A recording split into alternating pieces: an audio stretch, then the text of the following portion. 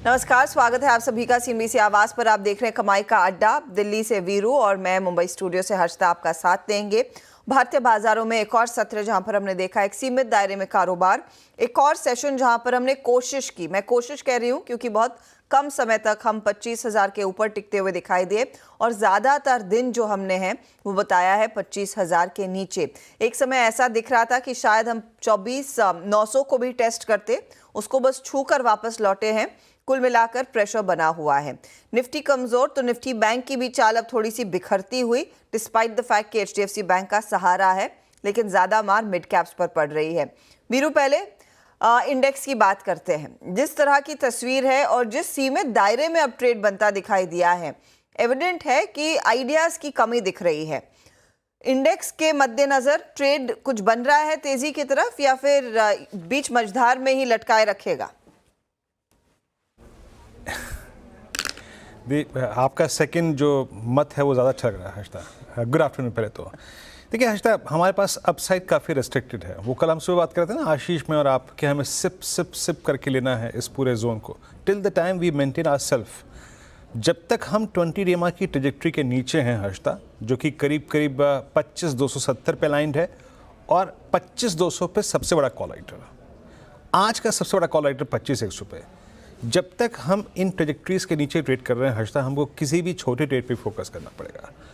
मैं आज को आपकी सुबह की जो कमेंट्री का सबसे क्रिटिकल पार्ट था, जो कि डेटा में मेरे को बहुत कन्विंस कर रहा था कल, वो ये था जो मैंने कही भी थी आज सुबह, खुल के कही थी एग्जैक्टली कमेंट्री का 2:52 का। अगर आप देखें एक मैंने स्टेटमेंट यूज़ किया था, आज हम बेस 1 होल्ड नहीं करेंगे। जरा मॉर्निंग का बेस लेके आइएगा। आज हम बेस 1 होल्ड नहीं करेंगे, आज बेस 2 आएगा। और मैंने एक शब्द का इस्तेमाल किया था सुबह मॉर्निंग कॉल में, by that deep dive towards base 2, above base 2। असल में हर्षिता, जब हम 25,000 को बार बार तोड़ रहे हैं, 25,000 के नीचे क्लोज हो रहे हैं, तो उसका कोई मीनिंग नहीं है कि 25,000 को आप एक वेटेज दें। और इसीलिए मैंने 25,900 को ज़्यादा वेटेज दी थी और मैंने कहा था कि सुबह by that deep dive towards 24,897 और स्लाइटली अबव दैट। हर्षिता, आज सुबह का लो वही है 24,910। क्या था वो आपने उस पुट राइटर को, वीकली पुट राइटर जो कि कल एक्सपायर होगी, उसके कन्विक्शन को आपने रिस्पेक्ट दी। बाजार ने वहां से पुल बैक लिया, वहां से 100 पॉइंट का पुल बैक है। अब जरा देखते हैं कि अभी के ऑप्शन स्टैट्स क्या कह रहे हैं जो कल हमारी सीरीज एक्सपायर होनी है। देखिए, हमारे पास कंफर्ट है कि बैंकिंग स्टॉक फ्यूचर्स फिर भी ठीक ठाक हैं। हमारे पास कंफर्ट है कि रिलायंस आज पुल बैक मोड में है, बट हमारे लिए पेनफुल है आज Nifty IT. But still Nifty IT day लो से रिकवर हो रहा है। मीनवाइल जो कॉल राइटर्स 25,000 पे खड़े हैं वो 1,10,00,000 के हैं और नीचे पुट राइटर्स के पास 24,900 पे करीब 54 लाख का। देखिए, मैं एक लेवल मार्क करता हूँ हर्षिता, अगर हम इस क्लोजिंग में अगले 10, 20, 25 मिनटों में अगर 25,020 के जोन को पार करते हैं तो again we will met the high 25 की। अगर हमने इस 25,000 के कॉल राइटर के कन्विक्शन जोन के ऊपर ट्रेवल करना शुरू कर दिया 25,020 के ऊपर, तो we will met the high 25,080, 25,090 हम लगा के रखेंगे। तो मेरा मानना है कि सुबह एक ट्रेड ने काम किया, बट एज ए अपॉर्चुनिटिस्ट अगर आपको एक मौका लपकना है तो 25,020 पे फोकस कीजिएगा। वो मेरे ख्याल से 60-70 point on the higher side और देगा। हर्षिता, मेरे इस थ्योरी के पीछे जो बड़ा स्टॉक फ्यूचर है वो है रिलायंस इंडस्ट्रीज। हर्षिता, और निफ्टी बैंक की क्या स्थिति दिख रही है वीरू? क्योंकि ये भी इनफैक्ट 52,000 के ऊपर बहुत कम समय बिताता हुआ दिखाई दिया था और लोअर एंड पर हमने 51,700 का लेवल भी देखा है। बीचों बीच है इस समय। देखिए हर्षिता, आप ये कह सकते हैं कि बैंक निफ्टी आज चला नहीं, बट आज ये सिंक भी नहीं हुआ। देखिए, ये बहुत सिंक भी नहीं हुआ और हार्डली आई थिंक 51,750, 780 का इसका लो था। वहीं से अगर आप देखें 800 का लो था, वहीं से रिकवर हो गया। हर्षिता, इसके पास जो है ना, आई मीन कंपोनेंट्स, इंग्रेडिएंट्स और इसके जो स्टॉक फ्यूचर्स हैं वो है वेल पॉइस्ड। चाहे वो आप ICICI बैंक हो, चाहे वो स्टेट बैंक ऑफ इंडिया हो, चाहे वो HDFC बैंक हो, है वेल पॉइस्ड। बस यही है कि इट्स एन एक्सपायरी डे और आपका 20 डे एक्सपोनेंशियल मूविंग एवरेज जो निफ्टी बैंक पे अलाइंड है वो है करीब करीब, मैं आपको बताऊं हर्षिता, वो है अलाइंड 51,953 पे। अब उस कॉल राइटर को कन्विक्शन दे रहा है 20 डेमा, और इसीलिए ये थोड़ा सा नीचे की लोअर ट्रेजेक्टरीज पे प्रेस्ड है। जरा एक बार ऑप्शंस के स्टैट्स दिखाइए, आपको क्लियरली नज़र आएगा इस एक्सपायरी के पॉइंट ऑफ व्यू से, जो अब से लगभग 1.5 घंटे बाद हो जाएगी, इस 51,900 के इस 52,000 के कॉल आइटन ने एक स्ट्रॉन्ग ग्रिप ली है। लेकिन हर्षिता, मेरे को ये इंट्यूशन लग रही है कि बैंक निफ्टी आज और कल में कुछ ज़रूर करके दिखाएगा। So rather than engaging your self in I think today's option, आज की किसी ऑप्शन पे स्ट्राइक मत कीजिए, आप सिंपली बैंक निफ्टी पे कंस्ट्रक्टिव व्यू रखिए। मेरे ख्याल से 1-2 दिन में या फिर आज या क्लोज या फिर कल ये वो 52,152,200 की ट्रेजेक्टरी को काट के कम से कम नहीं तो 700-800 पॉइंट का स्विंग देगा। तो मेरा ज़्यादा अच्छा और कंस्ट्रक्टिव व्यू इस वक्त हर्षिता बैंक निफ्टी पे है। एंड स्पेशली अगर मैं निफ्टी पे रिलायंस को लेकर ये बात कह रहा हूँ तो मैं SBI पर ये निफ्टी बैंक पर ये बात ICICI पे अपने बनते कन्विक्शन को लेकर कह रहा हूँ हर्षिता। तो इनफैक्ट निफ्टी बैंक शायद ज़्यादा बेहतर पोजीशन में है इस समय, नजरें रहेंगी। ध्यान रखिएगा, कल एक्सिस के नंबर्स आएंगे, सैटरडे को HDFC बैंक के नंबर्स आएंगे, उससे पहले शायद वो बड़े मूव्स देखने को मिले। चलिए अब आपको स्क्रीन पर दिखाते हैं ट्रेंडिंग काउंटर्स, वो स्टॉक्स जिन्होंने दरअसल मामले को संभालने की कोशिश की है आज, जहां पर मार्केट ऊपरी लेवल से थोड़ा सा फिसलता हुआ दिखाई दिया है। लेकर आइएगा आपके सामने गेनर्स। तो करीब 2% के गेन्स HDFC लाइफ में देखने को मिले हैं। HDFC बैंक का साथ अच्छा है आज, डॉक्टर रेड्डीज, ग्रासिम ये दूसरे बढ़त वाले काउंटर साबित होते हुए दिखाई दिए हैं। HDFC AMC में एक अच्छा खासा मोमेंटम, 6.5% के गेन्स, नतीजे अच्छे थे कंपनी की तरफ से। वोल्टास, कमिंस दोनों ही स्टॉक्स 4-3.5% के गेन्स दिखा रहे हैं। और HPCL जैसा काउंटर है जहां पर हमने देखा है करीब 3% तक की बढ़त देखने को मिली है। आज बिखरा क्या है तो कंज्यूमर ओरिएंटेड काउंटर्स, उसमें आप गौर करिएगा, ट्रेंड 3.5% नीचे, टाइटन में 1.5% तक की गिरावट, M&M भी 2.5% नीचे है, तो हीरो मोटोकॉर्प में भी 1.5% से ज्यादा का नुकसान देखने को मिला है। जाइडस लाइफ भी आज थोड़ा सा लड़खड़ाता हुआ, कोफोर्ज, बलरामपुर चीनी और इप्का लैब्स हैं जहां पर हमने देखा है कुछ मिलकर मुनाफा वसूली बनती दिखाई दे रही है। तो यह है फिलहाल अब तक की स्थिति मार्केट की।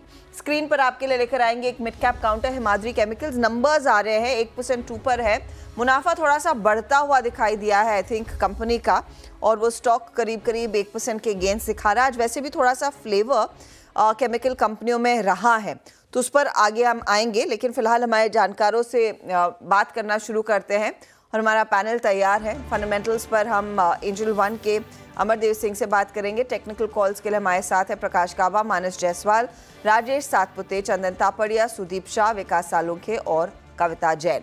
220 पर AMC कंपनियों में जिस तरह की तेजी बनी है उस पर एक पर्सपेक्टिव दीपाली आपके लिए लेकर आएंगी।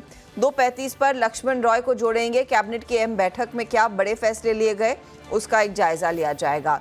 2:30 पर हॉर्मज आपको बताएंगे। टेलीकॉम स्टॉक्स में आज थोड़ा बहुत एक्शन देखने को मिला है, और साथ ही कल ज्योतिरादित्य सिंधिया का जो बयान आया है टैरिफ्स पर, उसके क्या मायने हैं। यही नहीं, 2:35 पर फिर बातचीत होगी कल आने वाले नतीजों की। तो कल दिग्गजों में इन्फोसिस और विप्रो, और इसके साथ ही LTI माइंडट्री। आशीष से समझेंगे क्या एक्सपेक्ट कर रहा है मार्केट। फिर बात होगी एक्सिस बैंक और पॉलीकैब के नंबर्स की, तो कंचन को जोड़ेंगे इस पर। और फिर 250 पर इन्वेस्टेड PMS के पार्टनर और head of research Anirudh Garg हमारे साथ देंगे। डीलिंग रूम का जायजा लेंगे हम आज और यतिन के साथ। फिर BTST STBT ट्रेड्स पर आएंगे और क्लोजिंग की रणनीति आपके लिए पेश होगी क्लोज से ठीक पहले। जी, और आप देखिए अभी हम बात कर रहे थे ना, एग्जैक्टली निफ्टी स्ट्राइक करता हुआ 25,020 को। अभी हर्षिता में क्या बात कर रहे थे, 25,020। क्या हम इस 1.25 करोड़ के कॉल आइटर के जोन के ऊपर जाएंगे? अभी टिक लगाया एग्जैक्टली 25,020। मीनवेल अब ट्रेड्स पिक करना शुरू करते हैं। Prakash sir, good afternoon. आपका ट्रेड सर इस वक्त का? Good afternoon to you. इस वक्त जो मुझे पसंद है वो है ग्रासिम। ग्रासिम में करीब 6 दिन का एक साइडवेज मूव मिला, उसमें स्ट्रेंथ नजर आती है, नीचे नहीं जा रहा है, ऊपर गया।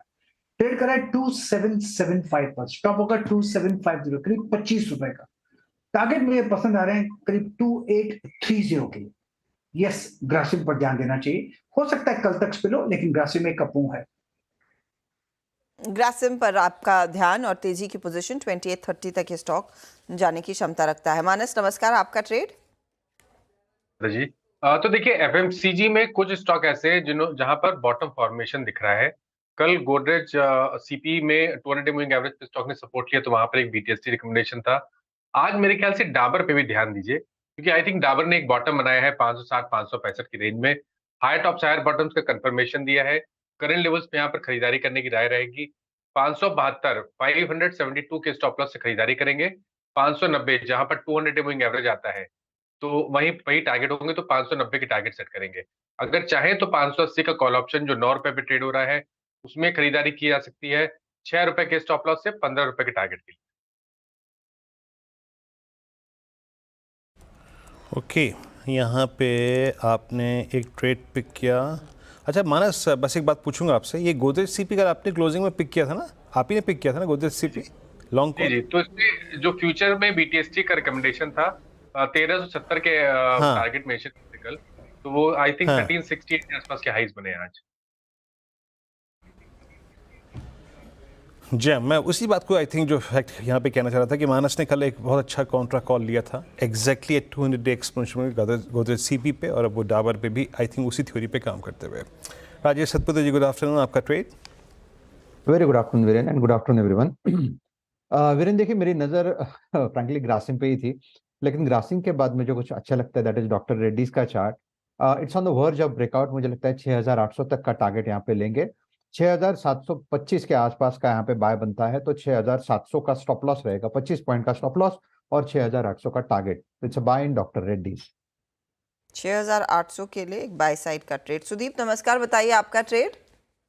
Good afternoon Harshada ji. हर्षदा जी, मुझे लग रहा है कि वोल्टास में अच्छा मोमेंटम बन रहा है। एक अच्छा अप ट्रेंड जो कि मिड अगस्त में स्टार्ट हुआ था 1550 के आसपास से 1930 तक स्टॉक चला था सितंबर मिड तक। उसके बाद थोड़ा हमने देखा कंसोलिडेशन हो रहा था, स्टॉक कुछ दिनों तक अपने 20 दिन के एक्सपोनेंशियल मूविंग एवरेज के नीचे फिसला, पर वहां पे भी 1750 से लेकर 1800 के बीच में स्टॉक ने एक बेस बनाया, और आज फिर एक मोमेंटम भी स्टॉक में दिख रहा है, और बड़ी कैंडल के साथ स्टॉक ने वो जो पिछले 7-8 दिन का जो कंसोलिडेशन था उसमें से ब्रेकआउट देके अब सस्टेन कर रहा है ऊपर के साइड। तो मुझे लग रहा है यहाँ पे 1860 के स्टॉप लॉस के साथ 1930 के टारगेट्स आ सकते हैं वोल्टास में, तो अभी और थोड़ी डिप में बाई कर सकते हैं। ओके, वोल्टास 1884 पे याद रखिएगा, बस थोड़ा सा रिस्क रिवॉर्ड रेशो ध्यान रखिएगा। ये बाय ऑन डिप्स की अप्रोच है, क्योंकि ये ऑलरेडी आज का सेकेंड टॉप गेनर है, तो हमें उस चीज़ का ध्यान रखना है। मीनवाइल डॉक्टर साहब एक स्टॉक रखिएगा स्क्रीन पे, दैट्स रिलायंस। याद रखिएगा निफ्टी में जो थ्रस्ट आया है, जनरेट किया है रिलायंस ने। मैं रिलायंस पे कुछ देर में बात इसलिए करूँगा क्योंकि रिलायंस टेक्निकली जो फॉर्मेशन में जा रहा है, दैट्स कॉल्ड कैंडल रिवर्सल, एक डायरेक्शन के चेंज होने का संकेत दे रहा है। पर उससे पहले विकास का ट्रेड लेते हैं। विकास जी, गुड आफ्टरनून, आपका ट्रेड इस वक्त का।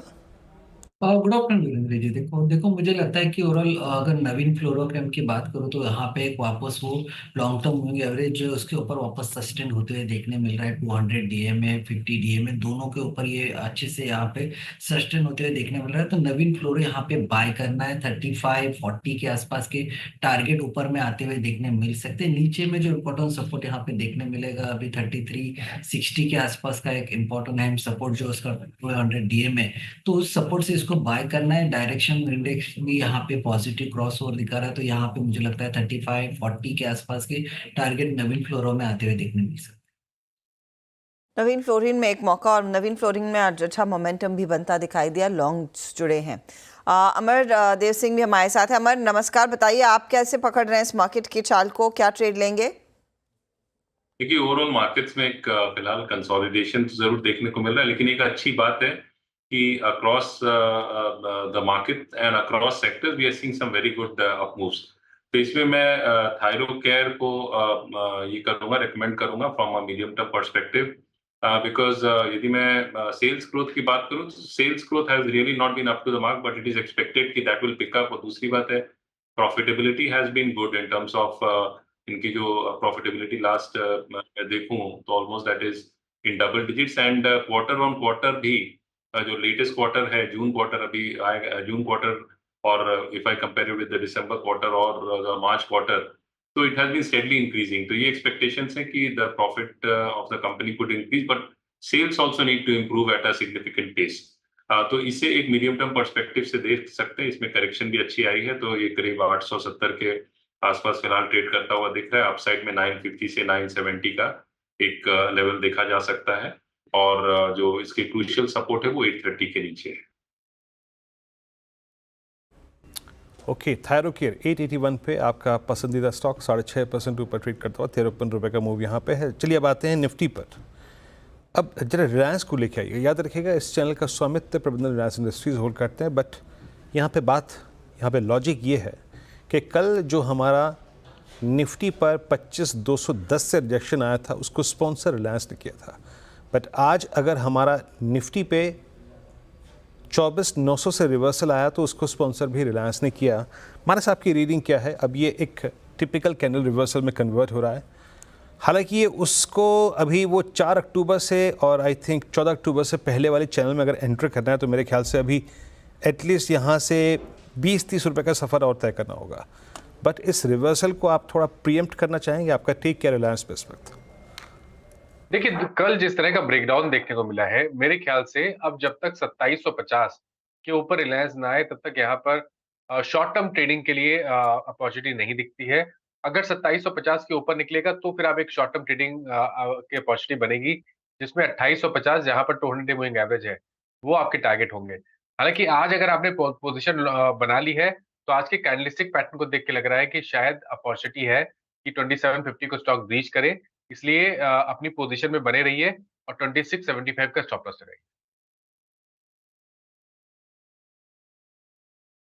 रिलायंस इस वक्त करीब 2724 पे डे हाई पे ट्रेड करता हुआ। मीनवाइल जो प्रकाश सर की कॉल थी और जिस पर नज़र थी राजेश सतपुते जी की, ग्रासिम वो एक स्ट्रॉन्ग स्विंग जनरेट कर रहा है, डे हाई पर आके ट्रेड करता हुआ।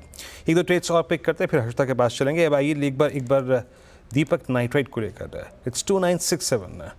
आपकी राय इस पर क्या होगी विकास जी? अब 2967 ऑलमोस्ट डे हाई की ट्रैजेक्टरी है ये, बट जिस ट्रैजेक्टरी में जाने की तैयारी कर रहा है उसके मद्देनज़र आपका भी व्यू क्या है? अभी कोई ट्रेड, कोई ऑप्शन यहाँ पर? जी, अगर दीपक एनटीआर की बात करूँ तो अभी भी यहाँ पे एक पॉजिटिव रुझान देखने मिलेगा। लास्ट 3 ट्रेडिंग सेशन में एक अच्छा मूव यहाँ पे देखने मिला है। जो रिसेंटली हाई थे उसके ऊपर अभी ये फिलहाल ट्रेड करते हुए देखने मिल रहा है, तो मुझे लगता है अपसाइड में एक अच्छा मोमेंटम कैरी करते हुए देखने मिलेगा। ऊपर में जो नेक्स्ट इंपॉर्टेंट लेवल्स यहाँ पे देखने मिलेंगे वो 3060 के आसपास के, तो एक अच्छा पॉजिटिव साइड मोमेंटम देखने मिलेगा। जिनके पास पोजिशन है तो उसको होल्ड कीजिए। 2930 का यहाँ पे अभी इंट्राडे बेस पे एक अच्छा सपोर्ट देखने मिल सकता है, तो ऊपर में यहाँ पे 3060 के आसपास के टारगेट इंटैक्ट होते हुए देखने मिले। ये फिलहाल आपके लिए एक अपॉर्चुनिटी 3060 के टारगेट्स के लिए मौका दीपक नाइट्राइट में बन रहा है। एक और स्पेस जिस पर आपकी नज़रें होनी चाहिए, कैपिटल गुड्स में आप गौर करिएगा। वोल्टास हल्का सा मेंशन हुआ है, लेकिन कमेंट्स का स्टॉक देखेंगे तो यहाँ पर 3-3.5% तक की तेज़ी बनी है। आई थिंक कुछ ओआई में शॉर्ट कवरिंग देखने को मिलेगी। लोज से रिकवर ओआई होता हुआ ज़रूर दिखाई दिया है। एक और पॉकेट यहाँ पर इसी से जुड़ा हुआ ऑफ कोर्स सीमेंस भी है, उसमें भी आप गौर करिएगा तो थोड़ा सा एक्शन बनता हुआ दिखाई दे रहा है। सुदीप, इन दोनों में से कोई ट्रेड बन रहा है क्या? क्योंकि ये कमेंट्स तो एक वन वे मूव दिखा रहा है आज के लिए, सीमेंस थोड़ा सा वॉलेटाइल था। श्वेता जी, दोनों अगर चार्ट सामने रखें तो मुझे ऐसा लग रहा है कि सीमेंस में जो ये सब पिछले कुछ दिनों में जो मूव आया है, तकरीबन अगर हम देखें तो 7000 के आसपास से 6955 का जो लो था 8 अक्टूबर को, वहां से स्ट्रेट ये 6 सेशंस में स्टॉक 8120 का स्टॉक ने हाई मारा है। पर ये एक ऑलरेडी मूव आ चुका है, बट अगर फ्रेश मूव कहाँ पे जनरेट हो सकता है तो वो मुझे लग रहा है क्यूमेंस में हो सकता है। और क्यूमेंस में एक कंसोलिडेशन वाला जो फेज है वहां पे हर बार 3600 3650 स्टॉक जब आता है तब वहां से एक strong pull back, strong reversal आ रहा है। तो मुझे लग रहा है ये 3 या 4 बॉटम्स ये हो चुके हैं पिछले 1.5-2 महीनों में, और यहाँ से जो सबसे एक्टिविटी नजर आ रही है, मुझे लग रहा है जब तक 3730 3740 का जोन होल्ड करेगा क्यूमेंस, ऊपर के साइड हम फिर से वो 3950 की ट्रेजेक्टरी स्टॉक में देखेंगे। मुझे लग रहा है डिप्स पर बाय करना चाहिए 3730 स्टॉप लॉस से, और 3930 3950 ये 2 टारगेट रहेंगे। अच्छा मोमेंटम और अच्छे वॉल्यूम्स के साथ दरअसल इन स्टॉक्स में आज थोड़ा सा पिकअप देखने को मिला है। अमर, इस स्पेस में आपकी रणनीति क्या रहेगी? क्योंकि कैपिटल गुड्स एक तो है वास्ट सेक्टर, यूजली एल&टी भेल की बात होती थी, आजकल वो मिड कैप कंपनियों में भी इक्वल अपॉर्चुनिटी बन रही है, अच्छी खासी ऑर्डर बुक्स इनकी भी स्केल हुई हैं। आप किस पर प्रेफर करेंगे जोर देना? देखिए, मैं यहाँ जो है वो वोल्टास को काफ़ी समय से मैंने प्रेफ़र कर रखा है, और वोल्टास जो है इस पे from a medium term perspective ज़रूर बाइंग की जा सकती है। हालाँकि इसमें एक बहुत अच्छी रैली हमें देखने को मिली है, बट ये जिस सेक्टर में है, एयर कंडीशनिंग, रेफ्रिजरेशन और ये सब जो प्रोजेक्ट्स हैं और इनके जो, तो इसमें overall there is significant growth, और कंपनी की भी ग्रोथ, सेल्स ग्रोथ की मैं बात करूँ तो that has been roughly around 18-20% on an annualized basis over the last few years. Profit growth has also been there, and company is in an area which is to witness significant growth opportunities going forward. तो इस stock को as a long term investment के रूप में देखा जा सकता है, एज अ स्टॉक एसआईपी के रूप में भी देखा जा सकता है, बिकॉज मैनेजमेंट भी इस कंपनी की बहुत अच्छी है, और फ्यूचर भी काफी, प्रॉस्पेक्ट्स काफी ब्राइट हैं। तो इस स्टॉक को देखा जा सकता है। करंटली अराउंड 1850 1880 के आसपास ये फिलहाल ट्रेड करता हुआ दिख रहा है। पोटेंशियल जो अपसाइड है that is towards 2300 2400 over the medium term. तो इस स्टॉक पे निवेशक जो है वो लॉन्ग टर्म पर्सपेक्टिव से देख सकते हैं। थोड़ा सा लॉन्ग साइड का ट्रेड वोल्टास में, और वोल्टास वैसे भी सुदीप की एक पिक भी रही है। अमर भी कह रहे हैं कि यहाँ पर एक मौका है। अच्छा राजेश सातपुते, मैक्स फाइनेंशियल पर फटाफट नजर डालिएगा। ओआई एडिशन पिकअप दिख रहा है, 1209 के लेवल्स आ चुके हैं फ्यूचर्स में। स्टॉक में एक अचानक सर्च देखने को मिला है पिछले 10-15 मिनटों में। क्या हो रहा है, और 1200 के बियॉन्ड क्या खरीदारी का सिग्नल ट्रिगर हो चुका है? हर्षिता जी देखिए, अगर आप इसमें थोड़ा सा पोजिशनल देखें तो मुझे लगता है क्लीन ब्रेकआउट मिला 1160 के आसपास, और इस ब्रेकआउट का जो टारगेट है वो करीबन 1250 का बनता है, 1250 1280 ये इसका टारगेट है। What it needs is a breakout, one more breakout, वो जो है 1215 के आसपास है स्विंग ट्रेडिंग के हिसाब से। तो मुझे लगता है जिस तरह से ओवरऑल पैटर्न पैन आउट है, 1215 का ब्रेकआउट मिलेगा और इवेंचुअली अपने टारगेट की तरफ भागेगा। सो जिन्हें पोजिशनल रॉन्ग करना है, मुझे लगता है yes this is a level, 1180 का स्टॉप लॉस होगा। आप चाहे तो 1215 के बाद स्टॉप लॉस को ट्रिल करें, जैसे मैंने कहा 1280 तक का टारगेट प्ले होगा, लेकिन जो रियल थर्स्ट है वो 1215 के ऊपर आएगा फ्यूचर में। 1215 के ऊपर और तेजी बनती दिखाई देगी तो शायद वो आपके लिए एक ट्रिगर पॉइंट रहेगा तेजी करने का।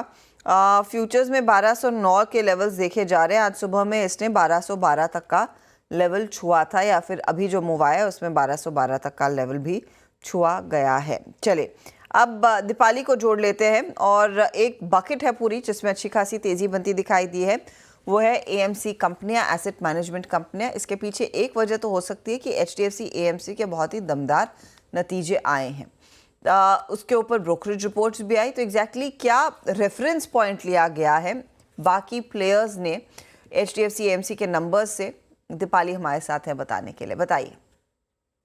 एएमसी स्टॉक्स में इनफैक्ट आज तो तेजी है ही, और अगर आप एचडीएफसी एएमसी जैसे स्टॉक्स को देखेंगे तो पिछले 7-8 सेशन से कंसिस्टेंटली अपमूव में है, और ये पूरी ही पॉकेट लगातार चली है।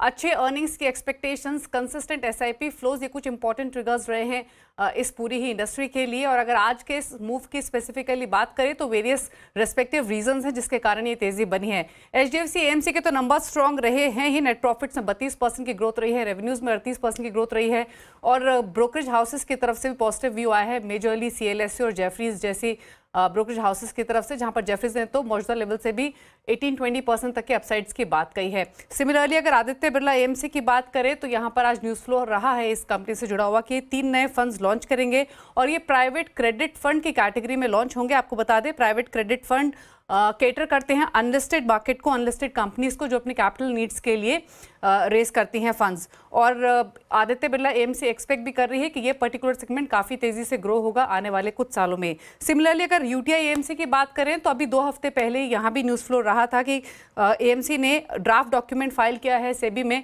UTI active factor equity fund launch करने के लिए। ये एक स्पेसिफिक कैटेगरी है जो कि इंटीग्रेटेड इन्वेस्टमेंट स्कीम बेस्ड ये कैटेगरी रहेगी। इनफैक्ट अगर हम म्यूचुअल फंड इंडस्ट्री की ही बात करें हर्षदा, तो एमफी का जो डेटा आया था सितंबर मंथ का वो काफ़ी स्ट्रॉन्ग रहा था।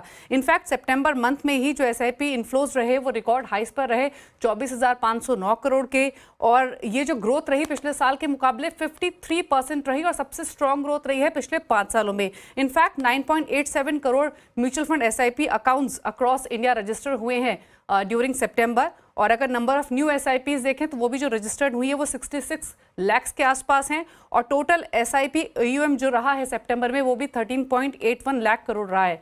तो कंसिस्टेंट भरोसा इन्वेस्टर्स का म्यूचुअल फंड इंडस्ट्री पर, लगातार SIPs का इनफ्लोज यहाँ पर बढ़ता हुआ दिखा है और इसी वजह से अच्छे अर्निंग्स की एक्सपेक्टेशंस और अच्छे अर्निंग्स के ट्रिगर ने काम किया है इस पूरे ही स्पेस के लिए।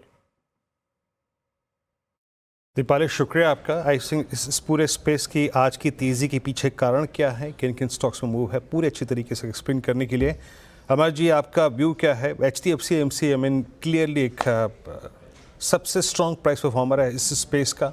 काफ़ी समय तक एक अंडर परफॉर्मेंस के बाद आई थिंक इसने एक मूव दिया, फिर सिंक हुआ, फिर स्ट्रॉन्ग मूव। AMC इसमें आपका प्रेफर्ड स्टॉक क्या है इस वक्त? देखिए, HDFC AMC की मैं बात करूं तो AMC जो है वो उसकी परफॉर्मेंस लगातार हमें इम्प्रूवमेंट देखने को मिल रही है। यदि मैं सितंबर क्वार्टर की बात करूं या जून क्वार्टर की बात करूं तो कंसिस्टेंसी हमें देखने को मिल रही है। हालांकि जो रेवेन्यू है वो उसमें we have seen a significant jump as compared to the profitability। तो इंश्योरेंस कंपनीज की ओवरऑल मैं बात करूं तो HDFC AMC is definitely a very good pick from a long term perspective because of the management, of the quality of management, और also कि जिस sector में, जैसे पहले मैंने वोल्टास की बात की, एयर कंडीशनिंग जो सेक्टर है, या फिर या एसेट मैनेजमेंट की बात करूं, म्यूचुअल फंड की जो अपॉर्चुनिटीज हैं, सेक्टर की जो अपॉर्चुनिटीज हैं, ग्रोथ की जो अपॉर्चुनिटीज हैं, दैट इज सिग्निफिकेंट। मतलब आज जो हम लोग वैल्यूज देख रहे हैं, यदि हम लोग नेक्स्ट 5, 7, 10 ईयर्स में देखेंगे तो दैट विल बी मल्टी-एक्स। तो उस पर्सपेक्टिव से ये भी एक कंपनी है जिसमें लॉन्ग टर्म इन्वेस्टमेंट किया जा सकता है। हालांकि अभी स्टॉक पी की बात करूं तो दैट इज समवेयर अराउंड 46, 47। इसके बावजूद भी एक स्टॉक SIP के रूप में भी इस कंपनी को देखा जा सकता है, HDFC AMC। It's very good from a long term perspective. Upside की मैं बात करूं तो करंटली अराउंड 4800 लेवल्स पे है। It has a potential to rally towards the 6000 mark. That might take some time, but as a long term investor इसमें निवेश करें और ऑन करेक्शंस पे भी इससे बाइंग की जा सकती है। ओके, HDFC AMC याद रखिएगा, ये फंडामेंटल्स को कंसिडर करते हुए यहाँ पर व्यू दिया गया है और आज का सबसे स्ट्रॉन्ग परफॉर्मर 4840 पे ट्रेड करता हुआ। खैर, अब एक थोड़ा विषय बदलते हैं और हमने आई थिंक एक्सपायरीज को ट्रिम करने के बाद जब सेबी ने कदम उठाया, एक देखा था कि बॉम्बे स्टॉक एक्सचेंज जरा वो स्टॉक लेके आएंगे एक बार स्क्रीन पे, क्या स्ट्रॉन्ग मूव दिया था, एक ऑलमोस्ट वर्टिकल राइज था। लेकिन जेफरीज की एक रिपोर्ट आई है, उसमें BSE को लेकर इन बदले हुए सर्कमस्टेंसेस में क्या टेक दिया है, आइए सुनते हैं यतिन से। और आज की सॉफ्टनेस देखिए, हालांकि सॉफ्टनेस को मार्केट ने ग्रैब कर लिया, 4437 का लो था, लेकिन इस रिपोर्ट में कहा क्या गया था, आइए सुनते हैं। यतिन, एग्जैक्टली जेफरीज ने क्या कहा इस डेवलपमेंट के बाद? आज BSE के शेयर्स प्रेशर के साथ ट्रेड कर रहे हैं और जेफरीज का जो डाउनग्रेड रिपोर्ट आया इसके बाद ये असर देखने को मिला है। जहाँ तक कि BSE का सवाल है, जेफरीज का जो नया टारगेट है अब 3500 रुपये है और इन्होंने स्टॉक को डाउनग्रेड कर दिया है अंडर परफॉर्मर के साथ। रीज़न ये है कि जिस हिसाब से BSE के शेयर्स लगभग डबल हो चुके हैं पिछले 3-4 महीने में, उसको लेके जेफरीज को लगता है कि वैल्यूएशंस अभी भी महंगे हैं। इनफैक्ट अभी अगर हम बात करें तो BSE की जो PE रेशियो है यानी प्राइस टू अर्निंग मल्टीपल है वो 40 टाइम्स से ज़्यादा है FY26 के अर्निंग्स एस्टिमेट्स के हिसाब से। और क्योंकि इतना महंगा वैल्यूएशन है तो जेफरीज को लगता है कि कंपनी का जो शेयर है वो लगभग 3 गुना ज़्यादा मार्केट शेयर अभी एक्सपेक्ट कर रहा है आगे जाके डेरिवेटिव सेगमेंट में, जो इनको लगता है कि शॉर्ट टर्म में पॉसिबल नहीं होगा और वैल्यूएशंस तो महंगे हैं ही। जहाँ तक कि जेफरीज का सवाल है, इनको लगता है कि वैल्यूएशन स्ट्रेच्ड है और जो कंपनी का शेयर प्राइस है वो आगे जाके मार्केट शेयर में अगर सुधार नहीं हुआ उसके रिस्क को कैप्चर नहीं कर रहा है और रिस्क रिवॉर्ड अभी अनफेवरेबल हो चुका है। रिस्क रिवॉर्ड इतना फेवरेबल नहीं है। स्टॉक में आज खासा करेक्शन भी देखने को मिला है। इनफैक्ट वो जेफरीज की रिपोर्ट काफ़ी हावी हुई है। अमर, आपका क्या एनालिसिस है? क्योंकि यहाँ पर मार्केट में एक धारणा ज़रूर बनी है कि BSE के फेवर में क्लियरली मार्केट शेयर जाएगा, लेकिन जेफरीज कहता है जो मार्केट एंटिसिपेट कर रहा है 30-35% तक जाएगा, उसकी संभावना कम है। इनफैक्ट हमारे नेटवर्क से मैनेजमेंट बात भी कर रहा था तो वहां पर भी कोई ऐसा कन्विंसिंग डेटा पॉइंट नहीं निकल कर आया कि हाँ बहुत ज्यादा मार्केट शेयर हमारे हाथ में आता हुआ दिखाई देगा। देखिए, इसमें तो देयर इज नो डाउट कि BSE has captured a significant market share in the derivative space and that is there to stay, इसमें तो there is no second thought. दूसरी बात है कि जो सेबी के जो रेगुलेशंस हैं उनका इम्पैक्ट किस तरह से मार्केट्स पे रहता है, वॉल्यूम्स पे रहता है, और उसका कितना बेनिफिट जो है वो बीएससी को मिलेगा, वो हमें उसका इंतजार करना पड़ेगा। So we will get some clarity there, but overall I would say कि BSC today is very well placed in the derivative space. तो इस कारण से मार्केट से भी जो है बीएससी को ओवरऑल जो वैल्यूएशन पर्सपेक्टिव से काफी हायर मतलब उसको मल्टीपल दिया। बट ये जरूर है कि BSc again is one stock one can look at from a long term perspective. इसमें एक मेजर रैली जैसा हम लोगों ने देखा है, एक major it's been a multi bagger. यदि मैं देखूं 3-4 साल में तो it's been almost 20x from the lows of 200 और सो। तो जब कोई स्टॉक में इतनी रैली हो चुकी है तो स्वाभाविक है कि we will witness some correction, but again this is one stock to be added on any significant corrections. Again, this is a stock which can be looked at from a stock SIP over next 3 to 5 years. BSc पे ये discussion complete हुआ। Main bye जरा एक बार Nifty को देखिए आपकी screen पे, 25053। तो जैसे ही वो देखिए एक्सपायरी से पहले के दिन अगर कोई कॉलेक्टर एक ग्रिप लेने की कोशिश कर रहा है तो जैसे ही वो 25,020 का जोन टूटा, लगभग निफ्टी ने अभी स्क्रीन पे एक स्विंग दिया 40 पॉइंट का। अब याद रखिएगा 25,080 और मॉर्निंग हाइस को रिविजिट कर लें, कोई बड़ी बात नहीं होगी। ये ओपिनियन मैंने आपको 25,005 पे दिया था। मीनवाइल एक काम करते हैं, जरा चलते हैं अब कविता जी के पास। आज हमारे साथ इस पैनल में एक और मेहमान जुड़ चुके हैं। कविता जी, गुड आफ्टरनून, आपका ट्रेड इस वक्त का। वेरी गुड आफ्टरनून वीरेन जी, गुड आफ्टरनून एवरीवन। वेल, इस समय मुझे रियल एस्टेट से Godrej properties looking good. Godrej properties अच्छा ओआई बिल्ड होता हुआ दिखा है, 2.25% और स्टॉक अभी ऊपर है, 3230 के लेवल पर है। आई बिलीव 3280 के प्राइस टारगेट के लिए आप गोदरेज प्रॉपर्टीज पर एक बाय ट्रेड इनिशिएट कर सकते हैं। स्टॉप लॉस मेंटेन करना चाहिए 3190 पर। ओके, इस बीच जरा एक दो स्टॉक्स और लेके आइए जिनको थोड़ा देख लेते हैं। यहाँ पे HDFC लाइफ को हर्षदा ने मार्क किया था, ये मूव अच्छा जनरेट कर रहा है, डे हाई की ट्रेजेक्टरी में आके ट्रेड करता हुआ। अच्छा, एक स्टॉक और लेके आइए जरा प्लीज़, रखिएगा स्क्रीन पे REC। मैं अभी इसके एक सेकेंड इसके ऑप्शंस और इसकी वॉल्यूम शीट देख रहा था एट 255.50। अच्छा, मेरे को अलर्ट कहाँ से मिला? ये स्टॉक अपना अब 100 day exponential moving average regain करता हुआ 555.45 ये रोलिंग में है, स्पॉट में भी। REC 555.80 फ्यूचर्स में। सुदीप, अगर ये 556-557 इवन जो इसका 50 डे एक्सपोनेंशियल मूविंग एवरेज है वो प्लेस्ड है अराउंड 562, अगर ये पार करे और जिस प्रकार की शॉर्ट कवरिंग इसमें हो रही है तो क्या पिक करना चाहिए स्टेट को? और कोई ऑप्शन रणनीति हो तो बताइएगा प्लीज। वीरू जी, मुझे लग रहा है जो हिसाब से ये यहाँ पे 560 एक बार पार करे, 562 का जो लेवल है, और वहीं पे एक इंटरमीडिएट स्विंग हाई भी है जहाँ पे एक अक्टूबर को स्टॉक ने वो लेवल के ऊपर जाने का अटेम्प्ट भी एक बार किया था। तो मुझे लग रहा है ये जोन के ऊपर 563 562 के ऊपर यहाँ REC में बाय बनता है।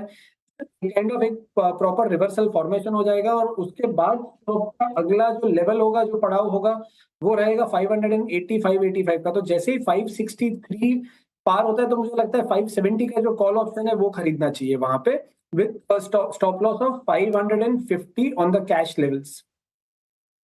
ओके, तो 560 के आसपास और तेज़ी बनती हुई दिखाई देगी, और वो पॉइंट क्रॉस करे तो शायद एक मौका तेज़ी का बनेगा। आपकी स्क्रीन पर लेकर आते हैं टेलीकॉम कंपनियां। भारतीय एयरटेल इस समय 1% के गेंस दिखाता हुआ, ध्यान रखिएगा जब 1722 का लो दिखाया था बीच में और उसके बाद वो रिकवरी आई है। रिलायंस इंडस्ट्रीज़ का साथ तो बना ही हुआ है, और RIL के नंबर्स में हम सब जानते हैं कि जियो का परफॉर्मेंस ज़्यादा बेहतर था इनके बाकी बिजनेसेस के सामने, और आज वोडाफोन आइडिया में भी रिकवरी बनती हुई दिखाई दी है। अच्छा, इसके पीछे एक बयान शायद हो सकता है। टेलीकॉम मंत्री ज्योतिरादित्य सिंधिया ने कहा टेलीकॉम दरें आगे बढ़ती हुई दिखाई दे सकती हैं। इनफैक्ट उन्होंने वकालत की है। कल इंडिया मोबाइल कांग्रेस में ज्योतिरादित्य सिंधिया ने कहा कि हाल में दरें बढ़ी ज़रूर हैं लेकिन वो कम बेस पर बढ़ी हैं। कंपनियों ने भारी निवेश किया हुआ है, उसमें उनको अच्छा रिटर्न ऑफ इन्वेस्टमेंट ज़रूरी है। चाहे आप OFC फाइबर की आप बात करो, वही दाम 95% गिरी है।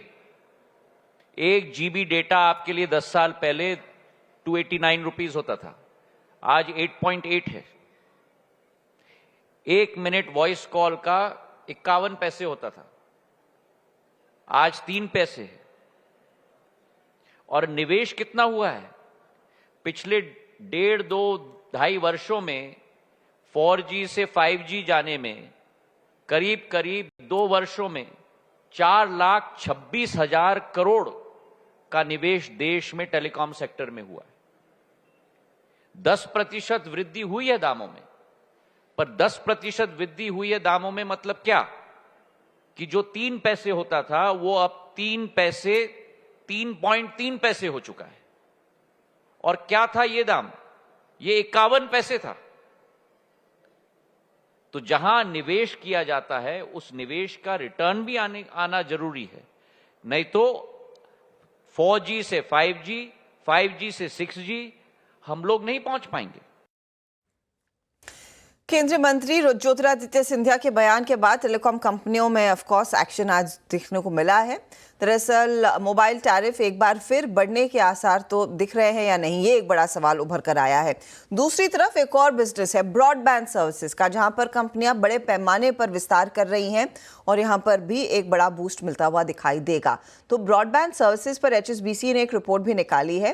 ज़्यादा डिटेल्स के लिए हॉर्मास के पास चलते हैं। हॉर्मास, बताइए HSBC क्या कहता है और किस तरह की अटकलें बनी है, क्योंकि कल के बयान के बाद मार्केट भर में वो चर्चा हो रही है कि शायद एक और टैरिफ हाइक का इंतजार होना चाहिए। ये हमारा और आपके लिए तो अच्छी खबर नहीं है कि अगर ऐसा कोई टैरिफ हाइक होगा या नहीं, मगर टेलीकॉम कंपनियों के लिए तो ये अच्छा होगा अगर कोई ऐसा टैरिफ हाइक आता है तो। और टेलीकॉम एक ऐसा सेक्टर रहा है जो पिछले 3-4 महीनों में काफ़ी फोकस में रहा है। तो HSBC ने आज सबसे पहले तो भारतीय एयरटेल को अपग्रेड किया है। उनके रेटिंग जो है उसे होल्ड से बढ़ाकर खरीदारी की राय की है उन्होंने अपग्रेड करके, और उन्होंने लक्ष्य को उन्होंने बढ़ाया है 1325 से बढ़ाकर 1950 का लक्ष्य कर दिया है भारतीय एयरटेल पर HSBC ने। अब उनका ये कहना है कि वो उनकी जो एबिटा और EPS है भारतीय एयरटेल की, वो 16% और 78% के कैगर से ग्रो कर सकती है FY24 और FY27 के बीच में। अब ये किस तरह से होगा? ये इसलिए होगा क्योंकि मोबाइल ARPU में बढ़ोतरी होगी, उस वजह से उनसे फ़ायदा होगा। सुनील भारती मित्तल काफ़ी दफ़ा ये कहते भी आ रहे हैं कि 300 रुपये की ARPU होनी चाहिए सस्टेनेबल बेसिस पे, तो वो होगा। और एक ब्रॉडबैंड सब्सक्राइबर्स में, जैसे आप कह रही थी, अगर वहाँ पर बढ़ोतरी होगी उससे उसे फ़ायदा होगा, उससे मार्जिन बढ़ेंगे, और मार्जिन बढ़ेंगे तो उससे एबिटा और EPS को फ़ायदा होगा। अब भारतीय एयरटेल ने काफ़ी केपेक्स करा हुआ है, तो HSBC का मानना यह है कि केपेक्स में कमी आएगी, जिसकी कारण फ्री कैश फ्लो में सुधार हो सकता है, और उसकी वजह से नेट डेट टू एबिटा जो है वो 1.5x तक जाने की संभावना है। उस वजह से उन्होंने स्टॉक को अपग्रेड करा है। रिलायंस पर HSBC की अभी भी होल्ड की रेटिंग बरकरार है, 3010 रुपए का उनका लक्ष्य है, मगर उनका यह कहना है कि जो ब्रॉडबैंड अपॉर्चुनिटी है उसका फायदा उठाने के लिए जियो जो है वो सबसे बेहतर तरीके से प्लेस्ड है, और उसका जियो को सबसे ज़्यादा फायदा हो सकता है। और ये भी कह रहे हैं कि जियो 45% का मार्केट शेयर वित्त वर्ष 30 तक 45% का मार्केट शेयर जियो का हो सकता है, और अभी उनका मार्केट शेयर फिलहाल 28% का है, तो ये काफ़ी इजाफा हो सकता है जियो में। मगर वोडाफोन आइडिया पर अभी भी HSBC की रिड्यूस की रेटिंग बरकरार है। 9 रुपये का उनका 7 रुपये का उनका लक्ष्य है, और रिड्यूस रेटिंग इनकी इस वजह से है क्योंकि इस स्तर पर भी उन्हें वोडाफोन आइडिया के वैल्यूएशन महंगे लगते हैं, और जो उनका कर्ज है, जो बकाया है, वो बहुत ज़्यादा है। उस वजह से उन्होंने अपनी रिड्यूस रेटिंग रखी हुई है, और उन्होंने ये भी कहा है कि अगर वो कर्ज ना चुका सके तो और ज्यादा हिस्सा बिक्री यानी इक्विटी डाइल्यूशन की संभावना वोडाफोन आइडिया पर बढ़ जाती है। लिहाजा उन्होंने अपनी इस रिड्यूस रेटिंग को बरकरार रखा है 7 रुपए के लक्ष्य के लिए। तो इस पूरी ब्रोकरेज कमेंट्री में भारतीय एयरटेल को एक अपग्रेड मिला है, लेकिन जियो ब्रॉडबैंड की अपॉर्चुनिटी का फायदा उठाने के लिए सबसे बेहतर तरीके से प्लेस्ड है। तो जियो इनफैक्ट सबसे बेहतर प्लेस्ड है। HSBC की राय आती हुई ऑफ कोर्स भारतीय एयरटेल पर भी 1950 का टारगेट आया। शुक्रिया हॉर्मास इस अपडेट के लिए।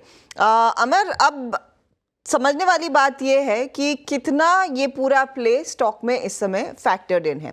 भारतीय एयरटेल का स्टॉक अगर आप गौर करें, ईयर टू डेट एक अच्छे खासे एक्शन दिखा चुका है।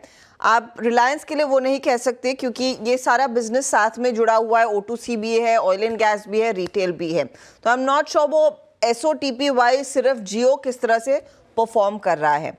लेकिन एक चीज़ ज़रूर हुई है, जियो ने अब तक का बहुत ही तगड़ा आरपू दिखाया इस क्वार्टर में। हम सब जानते हैं भारती का आरपू 200 के ऊपर है, 211 टू बी प्रिसाइज, और वोडाफोन के आरपू से कोई मतलब नहीं है क्योंकि वो कंपनी खुद ही क्राइसिस में है। तो अगर एक डिसीजन लेना हो कि आप टेलीकॉम में भारती पर बेट करें या फिर जियो पर बेट करें, जहां पर होपफुली वो वैल्यू अनलॉकिंग होती हुई दिखाई देगी और इस एंटिटी की लिस्टिंग होगी, ज्यादा बेहतर और ज्यादा रिवॉर्डिंग ट्रेड क्या रहेगा? देखिए, यदि मैं टेलीकॉम के बारे में पहले बात करूं तो डेफिनेटली जियो और Bharti they are very well placed. और जिस तरह की आरपू की भी बात हो रही है तो definitely we also expect that this ARPU is going to increase by maybe 15-20% over a period of time. Having said that, उसका एक इमीडिएट एडवांटेज तो भारती एयरटेल को मिलेगा। Jio is also very well placed as to capture the advantage. लेकिन मैं भारती एयरटेल पे जो है वो निवेश करने की सलाह दूंगा, for the simple reason is कि Bharti Airtel has seen many ups and downs in this entire telecom space, and it has been very consistent in performance. जैसे for example आपने वोडाफोन आइडिया की बात की, तो they are in very serious trouble in terms of their debt management and debt issue. तो Bharti Airtel को जरूर as a telecom company के रूप में देखा जा सकता है। We have been bullish in Bharti Airtel for quite long, and we continue to be bullish in this. Bharti Airtel पे 1741 पे आपका ये व्यू है कंस्ट्रक्टिव पूरे इस स्पेस में। मैं 4 का चौका का क्रम आपको समझा देता हूँ। आज 4 ट्रेड्स आपकी स्क्रीन पे आएंगे। सस्ता ऑप्शन आएगा मानस जी के सौजन्य से, और एफएनओ सुपरस्टार पिक करेंगे आज राजेश सतपुते जी से। 4 का चमत्कार कविता जी पिक करेंगी, और मिड कैप फंड अमरदेव जी आज पिक करेंगे। मिड कैप में उनको क्या इम्प्रेस कर रहा है। मीनवाइल कुछ तब्दीली हुई है कि क्या मार्केट के सेटअप में निफ्टी एक ये रिलायंस का एडवांटेज मिल रहा था, वो अभी भी कैरी करता हुआ 25026। बैंक निफ्टी फर्दर सिंक हुआ है। और क्या अच्छा कर रहा है इस वक्त? डाबर पे कॉल ली गई थी, वो अच्छा करती हुई। मैक्स फाइनेंशियल सर्विसेज से बात हुई थी। ग्रेसियम पे इस कार्यक्रम में बात हुई, वो अच्छा मूव जनरेट कर रहा है। अच्छा, कुछ काउंटर्स लेके आइए जहाँ पे क्रैक आ रहे हैं। आज ऑटो बास्केट में काफ़ी डाउन स्विंग है, आज आईटी में काफ़ी डाउन स्विंग है। आज एक दो स्पेस और जो एग्रेसिव स्टॉक्स जो आज जिनमें वीकनेस है, उसमें एक बार पॉली कैब लिखा है स्क्रीन पे। कल तक बहुत स्ट्रॉन्ग मूव, कल 76-20 का हाई लगाया, आज सिंक हुआ 72-88, डे लो की डिरेक्टरी के आसपास घूमता हुआ। तो ये सडनली वीकनेस जो हुई है इन स्टॉक्स में आई है। खैर, अच्छा एक काम करते हैं, पर एक ट्रेड और देते हैं, फिर चलेंगे आगे। चंदन थापड़िया हमारे साथ मोतीलाल ओसवाल फाइनेंशियल सर्विसेज जुड़ चुके हैं। चंदन, गुड आफ्टरनून। आपका ट्रेड इस वक्त का? बिल्कुल, देखिए वीरू, कहीं ना कहीं देखें तो वोल्टास पे मेरी नज़र है। आज अच्छा खासा मोमेंट है, बट उससे इंटरेस्टिंग ये है कि इस काउंटर ने एग्जैक्टली 50 दिन के मूविंग एवरेज से सपोर्ट लिया है और 6-7 दिन के कंसोलिडेशन ब्रेकआउट हुआ है। वीकली चार्ट सेटअप पे देखें तो 4 वीक का lower top lower bottom negation हुआ है। स्टॉक में 9 से 10% का ओपन इंटरेस्ट है और रेगुलर ट्रेडिंग वॉल्यूम से 2.5 से 3 गुना ट्रेडिंग वॉल्यूम है, इंडिकेट कर रहा है कि बड़ा मूव यहाँ पे आना चाहिए। तो वोल्टास पे खरीदारी की सलाह है।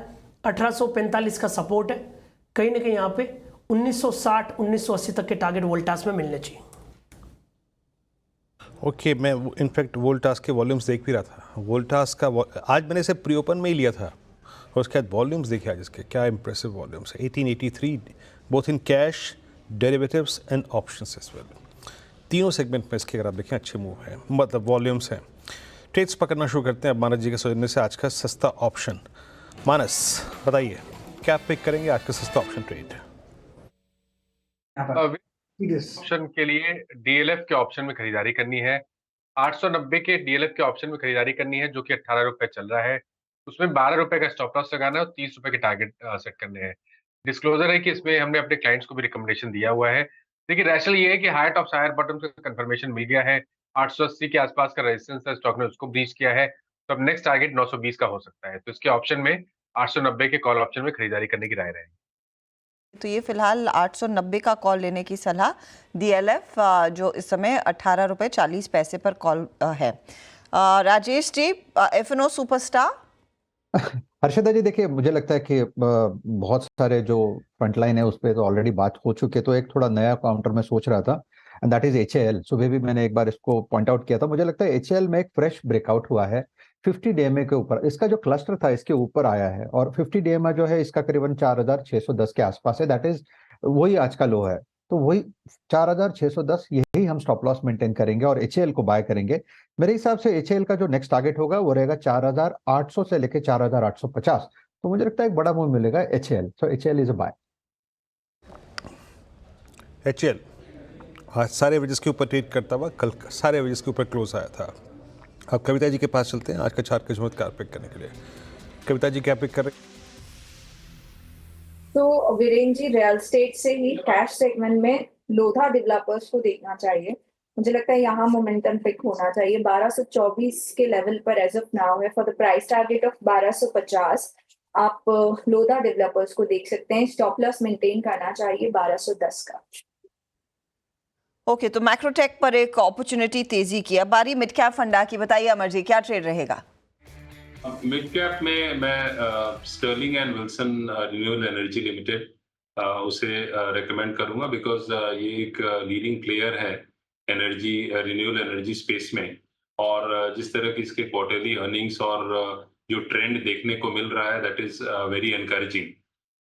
यदि मैं ओवरऑल कंपनी की बात करूं तो जो रिसेंट जो इसके रिजल्ट्स भी रहे हैं they have been quite positive, क्योंकि कंपनी जो पहले लॉस मेकिंग थी they have moved into profit, but it's marginal profit, but there is huge opportunity for the company in this particular space, क्योंकि कंपनी जो है वो end to end solar energy projects में procurement construction इन सब में active है।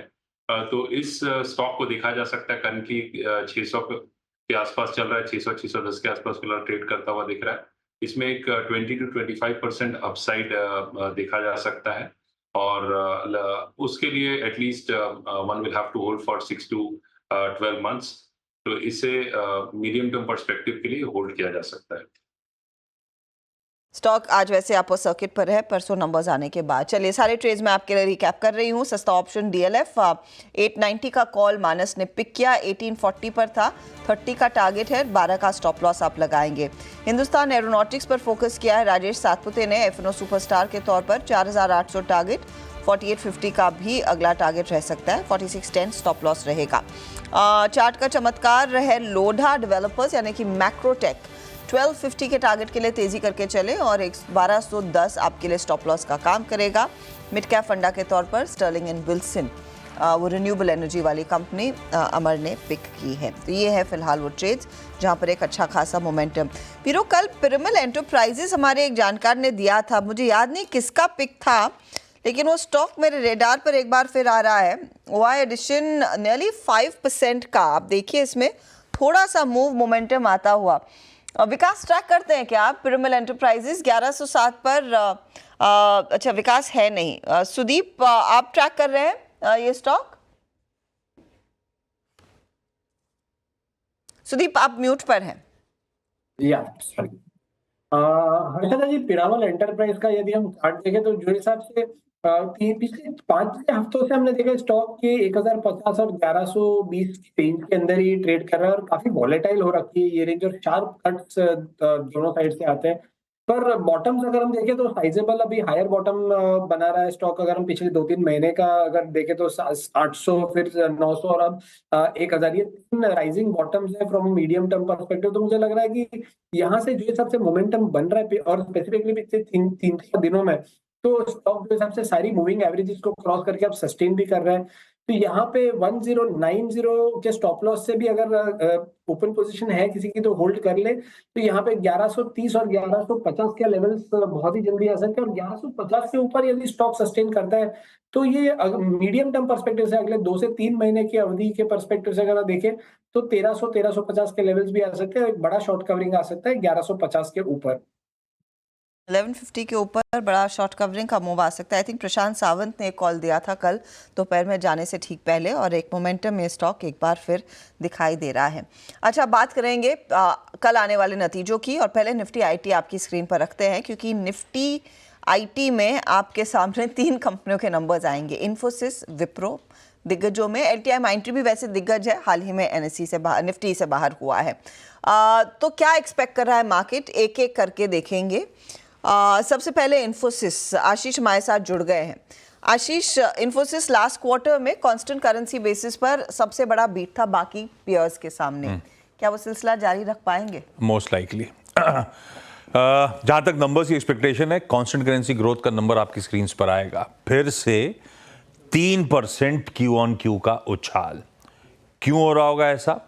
एक तो सीजनली ये क्वार्टर बेहतर होता है, दूसरा वो जो इंटेक का एक्विजिशन करा था उससे कंट्रीब्यूशन आ रहा होगा, और तीसरा वो जो मेगा डील्स में रैंप अप चल रहा है, यानी कि उनसे और धंधा जो बढ़ रहा है, उसका रेसिडुअल इंपैक्ट भी इस क्वार्टर में नजर आएगा। इसीलिए 3% कांस्टेंट करेंसी में ग्रोथ। और जैसे हर्षदा ने अभी कहा, लास्ट क्वार्टर आउट परफॉर्म कर रहा था। Q1 में 3.6% की कांस्टेंट करेंसी ग्रोथ, Q2 में अनुमानित 3% की कांस्टेंट करेंसी की ग्रोथ। तो बड़ा सवाल सबके जहन में आएगा कि पूरे साल की जो गाइडेंस दी हुई थी 3 से 4% की, क्या उसे बढ़ाएगी कंपनी या नहीं बढ़ाएगी? ब्रोकरेजेस डिवाइडेड हैं, पर क्योंकि 2 सॉलिड क्वार्टर्स हैं, मोस्ट लाइकली बढ़ाते हुए नजर आएंगे इस पूरे साल की ग्रोथ गाइडेंस का आंकड़ा। कोटक कह रहा है 3 से 4 बढ़ा के 4 से 4.5, सिटी कह रहा है नहीं साहब 4 से 4.5 होगा, और सीएलएसए कह रहा है नहीं, छेड़छाड़ करेंगे 3 से 4। पर क्योंकि 2 क्वार्टर्स आउट परफॉर्मेंस के लगता है अपवर्ड रिवाइज होती हुई नजर आए इस बार गाइडेंस, और उसके पीछे क्लियर रीजंस हैं। बहुत से स्ट्रॉन्ग डील विंस हैं, यूएस में बैंकिंग फाइनेंशियल सर्विसेज को लेकर आउटलुक सुधर रहा है, तो शायद गाइडेंस बढ़ जाए। Margins 20 basis points 30 basis points का हल्का इंप्रूवमेंट, और इंप्रूवमेंट के पीछे clear cut reason currency depreciate हुई है। अभी हम लोग उस दिन कह रहे थे 84 के रिकॉर्ड लोज पे करेंसी आके खड़ी हुई है, रुपया डॉलर के सामने। करेंसी डिप्रिसिएशन का सीधा सीधा फायदा मिलेगा। हाँ, गाइडेंस 2 तरह की आती है, एक तो रेवेन्यू ग्रोथ की, दूसरी मार्जिन की। मार्जिन की गाइडेंस में शायद छेड़छाड़ ना हो, 20 से 22% जो थी वो इंटैक्ट रहे, क्योंकि ध्यान रखें Q3 में वेज हाइक्स आने हैं, तो शायद मार्जिन गाइडेंस में छेड़छाड़ ना हो। बदलाव नहीं, लेकिन आउटलुक शायद बेहतर होने के आसार बन जरूर रहे हैं। गाबा जी बताइए, इन्फोसिस नंबर से पहले एकदम शांत है, कोई पोजीशन लेने की कोशिश कर रहे हैं आप, या फिर कल शाम को नंबर्स देखकर फिर अगले दिन फ्राइडे सुबह को ही ट्रेड लेंगे? बिल्कुल शांत है, करीब 9 दिन से एक साइडवेज जोन पर, तो और अपर रीजन्स पे एक टेल बना हुआ है, selling pressure in upper regions, तो आई थिंक बेस्ट अवॉइडेड। आज और कल का चार्ट देखें तो उसमें थोड़ी वीकनेस है, बेस्ट अवॉइड। किसी को शॉर्ट करना है तो शॉर्ट ले जाइए, 1940 का स्टॉप लगाना बहुत जरूरी है। लोअर लेवल करीब 1900 भी देखने को मिल सकते हैं, थोड़ा डिप पॉसिबल है इन्फोसिस में, थोड़ा सा डिप पॉसिबल है। गावा साहब कह रहे हैं कि इस समय ट्रेड नहीं लेंगे। अगली कंपनी जिस पर नजरें रहेंगी वो है विप्रो, और यहाँ पर तो आई गेस वो बोनस का भी ट्रिगर रहेगा। क्या फॉर्चून्स बदलेंगे? बोनस से नहीं और नतीजों पे भी नहीं तो आंसर शायद नहीं है। हाँ, ये बात सही है, क्वार्टर रिजल्ट्स के साथ साथ बोनस डोल आउट पर नजर रहेगी, और ये पहला नहीं है। इससे पहले कि बोनस डोल आउट आपके सामने रख देता हूं, कंफ्यूजन रहेगा दरअसल बोनस डोल आउट भी किस अनुपात में होता है। 2010 में 2:3, 2017 में 1:1, 2019 में 1:3, ये अनुपात रहे कंफ्यूजिंग, तो कुछ कहना मुश्किल है कि जब बोर्ड मीट का आउटकम आएगा बोनस डोल आउट किस अनुपात पे होंगे। जहां तक परफॉर्मेंस की, क्वार्टर के रिजल्ट्स की बात है, कांस्टेंट करेंसी में एक फ्लैट क्वार्टर ये लोग डिलीवर करेंगे, और विप्रो के लिए फ्लैट क्वार्टर भी बुरा नहीं है भाई साहब, क्योंकि पिछले 6 तिमाहियों से निगेटिव कांस्टेंट करेंसी ग्रोथ है, डी ग्रोथ है दरअसल, तो इस बार कम से कम फ्लैट परफॉर्मेंस बेहतर है। इनकी गाइडेड बैंड था -1% से +1%, उसके बीच में परफॉर्म करके दिखाएंगे। मार्जिन्स फ्लैट 6.5% पे जस के तस शायद नजर आए, तो सैलरी हाइक्स का इंपैक्ट एब्जॉर्ब हो जाएगा। कैसे होगा? 2 रीजंस हैं उसके पीछे। इनकी जो कैपको की जेवी है उसमें यूटिलाइजेशन लेवल्स बढ़ रहे होंगे तो उसका फायदा मिलेगा, दूसरा इनके जो कॉस्ट कंट्रोल प्रोग्राम्स चल रहे हैं उससे भी मदद मिलेगी, तो सैलरी हाइक्स तो एब्जॉर्ब कर लेंगे। विप्रो देता है अगले क्वार्टर की गाइडेंस, तो ज्यादातर एक्सपेक्टेड ये है कि शायद -0.5% से +1.5% की गाइडेंस देंगे। हालांकि ब्रोकरेज बहुत डिवाइडेड है, लेकिन लार्जली सब इसी तरफ जा रही हैं, इसलिए मैं उसको दिखा रहा हूं स्क्रीन पे। पर गाइडेंस से ये पता चल रहा है आपको कि जो सॉफ्टर फाइनेंशियल्स हैं वो H2 में भी कंटिन्यू करेंगे विप्रो के। तो थोड़ी बहुत नरमी देखना होगा, वो नए मैनेजमेंट बदलाव से क्या कुछ कमेंट्री में और बदलाव आता है या नहीं। 6 मंथ्स में 19% के रिटर्न्स स्टॉक ने दिए हैं, तो ऐसा नहीं है कि ये शांत रहा है। आशीष, LTI माइंट्री, इसमें क्या एक्सपेक्ट करें? एक्सपेक्टेशन अच्छे नंबर की है, इसीलिए आपने देखा है ऑफ लेट स्टॉक ने भी बहुत बढ़िया आउट परफॉर्म करके दिया है, और इस एक्सपेक्टेशन के पीछे वैलिड रीजंस हैं। क्योंकि जब लास्ट क्वार्टर के नंबर्स आए थे Q1 के, तब मैनेजमेंट ने इंडिकेट करा था कि ये सॉलिड मोमेंटम Q2 में भी कंटिन्यू करेगा, तो होप्स वहीं से बन गई थी और ऐसा होगा। कांस्टेंट करेंसी में 0.3% Q1Q का जंप डिलीवर करेंगे। इनके लिए सबसे important banking financial services vertical में जो अपटिक्स एक्सपेक्टेड है, टीसीएस तो दिखा भी दिया है और जनरली पेंट यही करा जा रहा है कि पूरे क्वार्टर में बैंकिंग फाइनेंशियल सर्विसेज अच्छा करेंगे। इनके लिए इंपॉर्टेंट इसीलिए क्योंकि इनके कुल रेवेन्यूज का 35% यानी कि 1/3 से ज्यादा बैंकिंग और फाइनेंशियल सर्विसेज वर्टिकल से आता है। मार्जिन्स 50 बेसिस पॉइंट्स का इंप्रूवमेंट होगा। Q1 में 30 बेसिस पॉइंट्स बढ़े थे, उसके ऊपर 50 बेसिस पॉइंट्स और मार्जिन इस क्वार्टर में इंप्रूव होंगे। मुनाफा Q1Q 8% का जंप दिखाएगा। कमेंट्री में ये जरूरी होगा देखना कि ये जो BFSI ग्रोथ ट्रेंड्स की हम बात कर रहे हैं, एक्सपेक्ट कर रहे हैं, उसमें कंटिन्यूएशन रहता है नहीं रहता। डिस्क्रिशनरी स्पेंड्स के इनके हिसाब से एनवायरनमेंट कैसा है, और ये हमेशा कहते रहते हैं हम टॉप क्वार्टाइल ग्रोथ और प्रॉफिटेबिलिटी के एस्पिरेशंस रखते हैं। भाई उसके लिए कर क्या रहे हैं, उस पर बातचीत है। शुक्रिया आप आशीष इस अपडेट के लिए।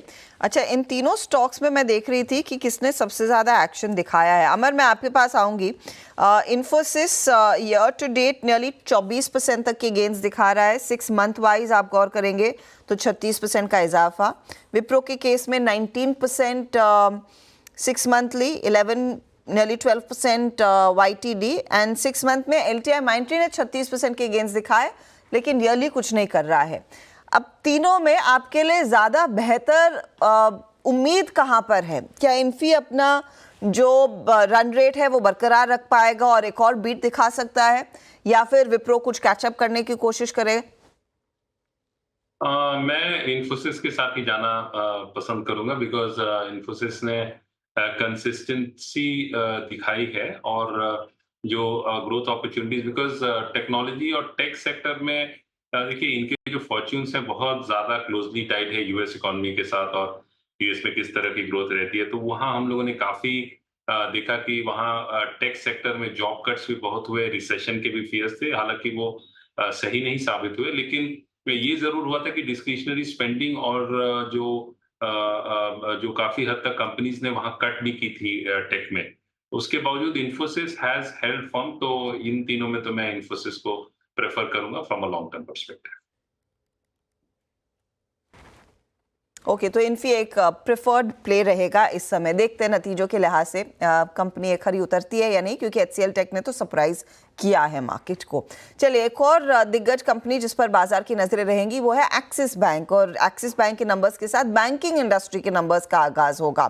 फिर सैटरडे को हम HDFC बैंक के नंबर्स देखेंगे, लेकिन क्या एक्सपेक्ट किया जाए एक्सिस से?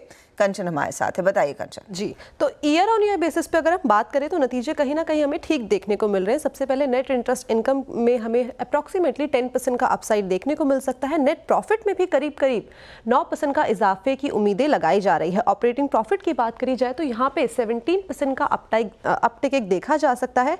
डिपॉजिट ग्रोथ थोड़ी सी हमें गिरती हुई दिखाई दे रही है, और सेम हमें लोन ग्रोथ में भी एक डाउनसाइड आता हुआ दिखाई दे सकता है। और जो नेट NPA है वो फ्लैट है ईयर ऑन ईयर बेसिस पर। इसके अलावा अब बाजार जो है एक्सपेक्ट कर रहा है कि जो क्रेडिट डिपॉजिट रेशियो है वो कहीं ना कहीं एलिवेटेड ही रहेंगे।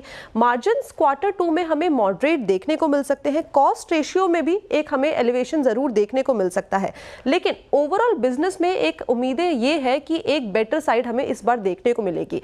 अब फोकस हमें कहां पे रखना है उसके ऊपर नजर डालते हैं। डिपॉजिट ग्रोथ और NIM की ट्रेजेक्ट्री का जो ट्रेंड है वो किस तरीके का है और मैनेजमेंट की तरफ से कैसी गाइडेंस आती है, ये की फोकस पॉइंट होंगे एक्सिस बैंक के लिए। ओके, एक्सिस के नंबर्स, और मैं काम करता हूँ यहाँ पे एक नंबर और निपटाता हूँ, फिर एक सिरे से बात करेंगे इस पे। कंचन, ये पॉलीकैब एक और स्टॉक जो कि इस दौर पे रिकॉर्ड स्तर पे रहा, यहाँ पे नंबर्स कैसे एक्सपेक्टेड है? जी, पॉलीकैब में अगर रेवेन्यू की बात करी जाए तो Y-on-Y बेसिस में हमें 20% का अपसाइड देखने को मिल सकता है, लेकिन मार्जिन्स कहीं ना कहीं -1% कॉन्ट्रैक्ट होते हुए दिखाई दे रहे हैं। At the same time EBITDA में भी 7% अपसाइड की उम्मीदें जताई जा रही है, और नेट प्रॉफिट भी 4% बढ़ता हुआ दिखाई दे सकता है Q2 में। अब केबल और वायर के जो आय है उसमें 15% अपसाइड देखने को मिल सकता है। ईसीडी के इनकम में भी हमें करीब करीब 7% बढ़ने की उम्मीदें जताई जा रही है और बाकी के जो सेगमेंट है और जो हमारा ईपीसी सेगमेंट है वहां पे ये उम्मीदें जताई जा रही है कि 3x की ग्रोथ यहाँ पे संभव है आने वाले टाइम पे। अब एक चीज ध्यान में रखनी होगी, जो कॉपर के रेट महंगे हुए हैं उससे सेल्स को कहीं ना कहीं अच्छा खासा सपोर्ट मिलता हुआ दिखाई दे रहा है और इन्वेंट्री जो है वो भी बढ़ती हुई दिखाई दे रही है इस टाइम पे। इसके अलावा क्या चीजें फोकस में रखने वाली होंगी, मैनेजमेंट की तरफ से वायर एंड केबल के ऊपर किस तरीके की गाइडेंस आती है, एफएमईजी के ऊपर किस तरीके की गाइडेंस आती है, डोमेस्टिक और एक्सपोर्ट मार्केट से जो डिमांड आउटलुक है वो कैसे बन के सामने आ रहा है और न्यू कैपेसिटी एडिशन प्लान को लेके मैनेजमेंट की तरफ से कैसी कमेंट्री है। जय कंचन, शुक्रिया आपका। और देखिए दोनों ही स्टॉक्स की प्लेसमेंट जो भी कंचन ने बताया ना, चाहे वो एक्सिस बैंक हो पॉलीकैब, बड़ी इंटरेस्टिंग है। अब एक्सिस बैंक में अगर कोई डिसअपॉइंटमेंट आता भी है तो याद रखिएगा निफ्टी बैंक जो कि अभी भी एक स्ट्रॉन्ग ट्रेजेक्ट्री में है, निफ्टी बैंक अभी भी ऑलमोस्ट आप समझ लीजिएगा कि 20 डे में लास्ट ड्यू एवरेज की ट्रेजेक्ट्री में है और आपका एक्सिस बैंक इतना ओवर सोल्ड है कि पूछिए मत। एक्सिस बैंक इस प्राइस पे 1154 पे exactly 200 day exponential moving average पे है। तो वर्सेस अगर आप एक क्रॉस एनालिसिस करें, प्लेसमेंट एनालिसिस, तो कहाँ इंडेक्स इटसेल्फ अभी 20 डे पे ट्रेड कर रहा है और स्टॉक 200 डे पे। और जहाँ तक पॉलीकैब का सवाल है, स्क्रीन पे लेके आइएगा। आज पॉलीकैब में सॉफ्टनेस है, इनफैक्ट आज का टॉप लूजर है, बट इन नंबर्स से पहले ये कल ही ऑल टाइम हाई ट्रेजेक्ट्री पे था। आज pre numbers retracement towards 20 day में सॉफ्टनेस देखिए मिली है। खैर अब एक काम करते चलिए, अब एक छोटा सा ब्रेक लेते हैं और मार्केट थोड़ी सी टर्बुलेंस के फेज़ में है। निफ्टी करीब 25,000 की ट्रेजेक्ट्री, अभी एक स्विंग देखी करीब 25,060 तक गया, फिर सिंक हुआ। इन्फोसिस, जब आशीष बात कर रहे थे ना उस वक्त इन्फोसिस में तगड़ी सेलिंग आई, डेलो पे आया, फिर पुल बैक देखे 25,000 के आसपास, बट बैंक निफ्टी ने निराश किया। बाकी अब यहाँ से मार्केट को कैसे अप्रोच करना है अर्निंग सीजन को, छोटे से ब्रेक के बाद बिग मार्केट वॉइसेस की कड़ी में हमारे साथ आज जुड़ेंगे अनिरुद्ध गर्ग, उनसे करेंगे खास बातचीत छोटे से ब्रेक के बाद।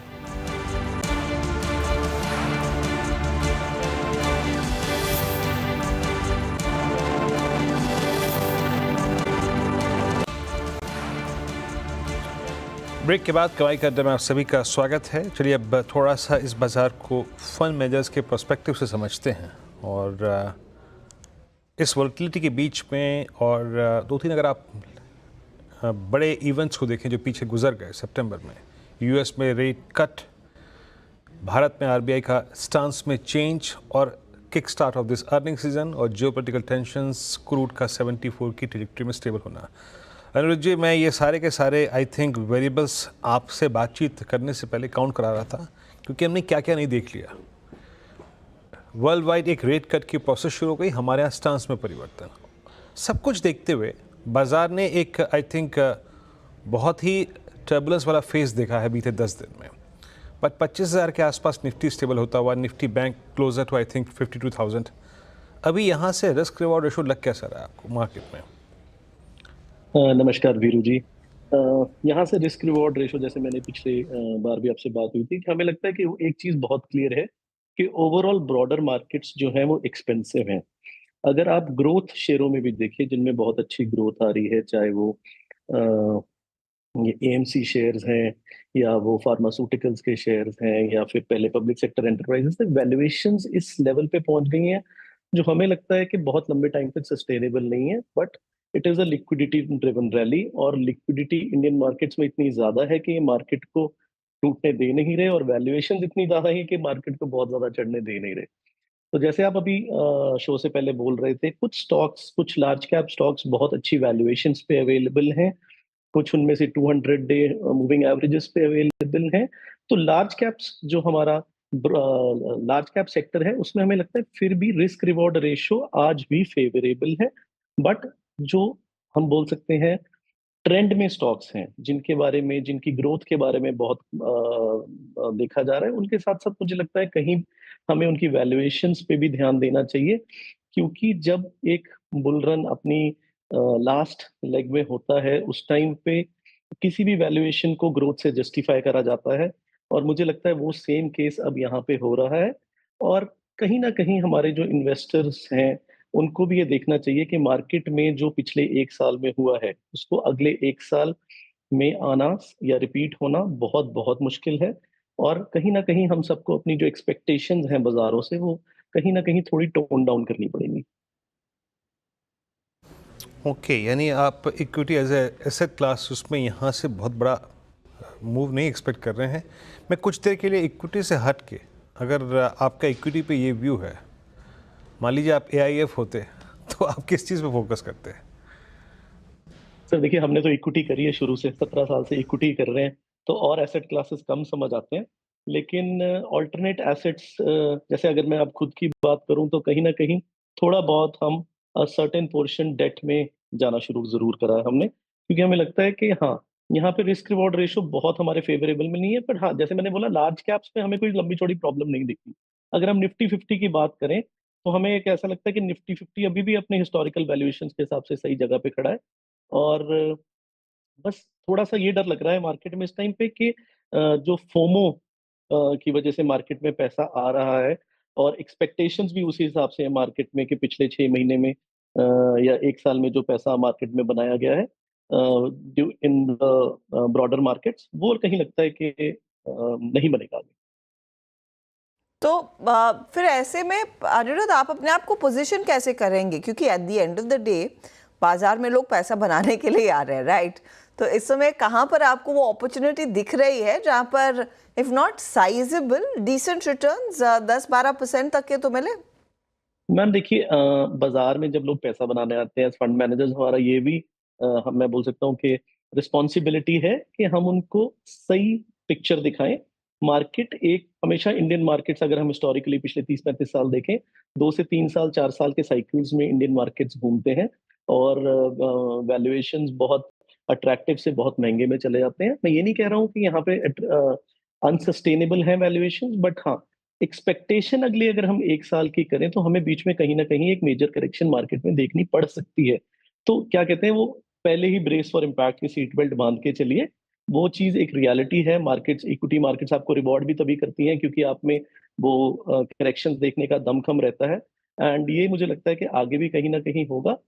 और इंडिया में अगर आप देखिए, ग्रोथ तो बहुत ही ज्यादा अच्छी हो रही है और कंज्यूमर सेगमेंट्स में तो एक्स्ट्रा ऑर्डिनरी ग्रोथ है। आप जाइए रेस्टोरेंट्स में जाइए, आप जाइए घर खरीदने जाइए, तो एक अच्छी ट्रैक्शन है इंडिया में।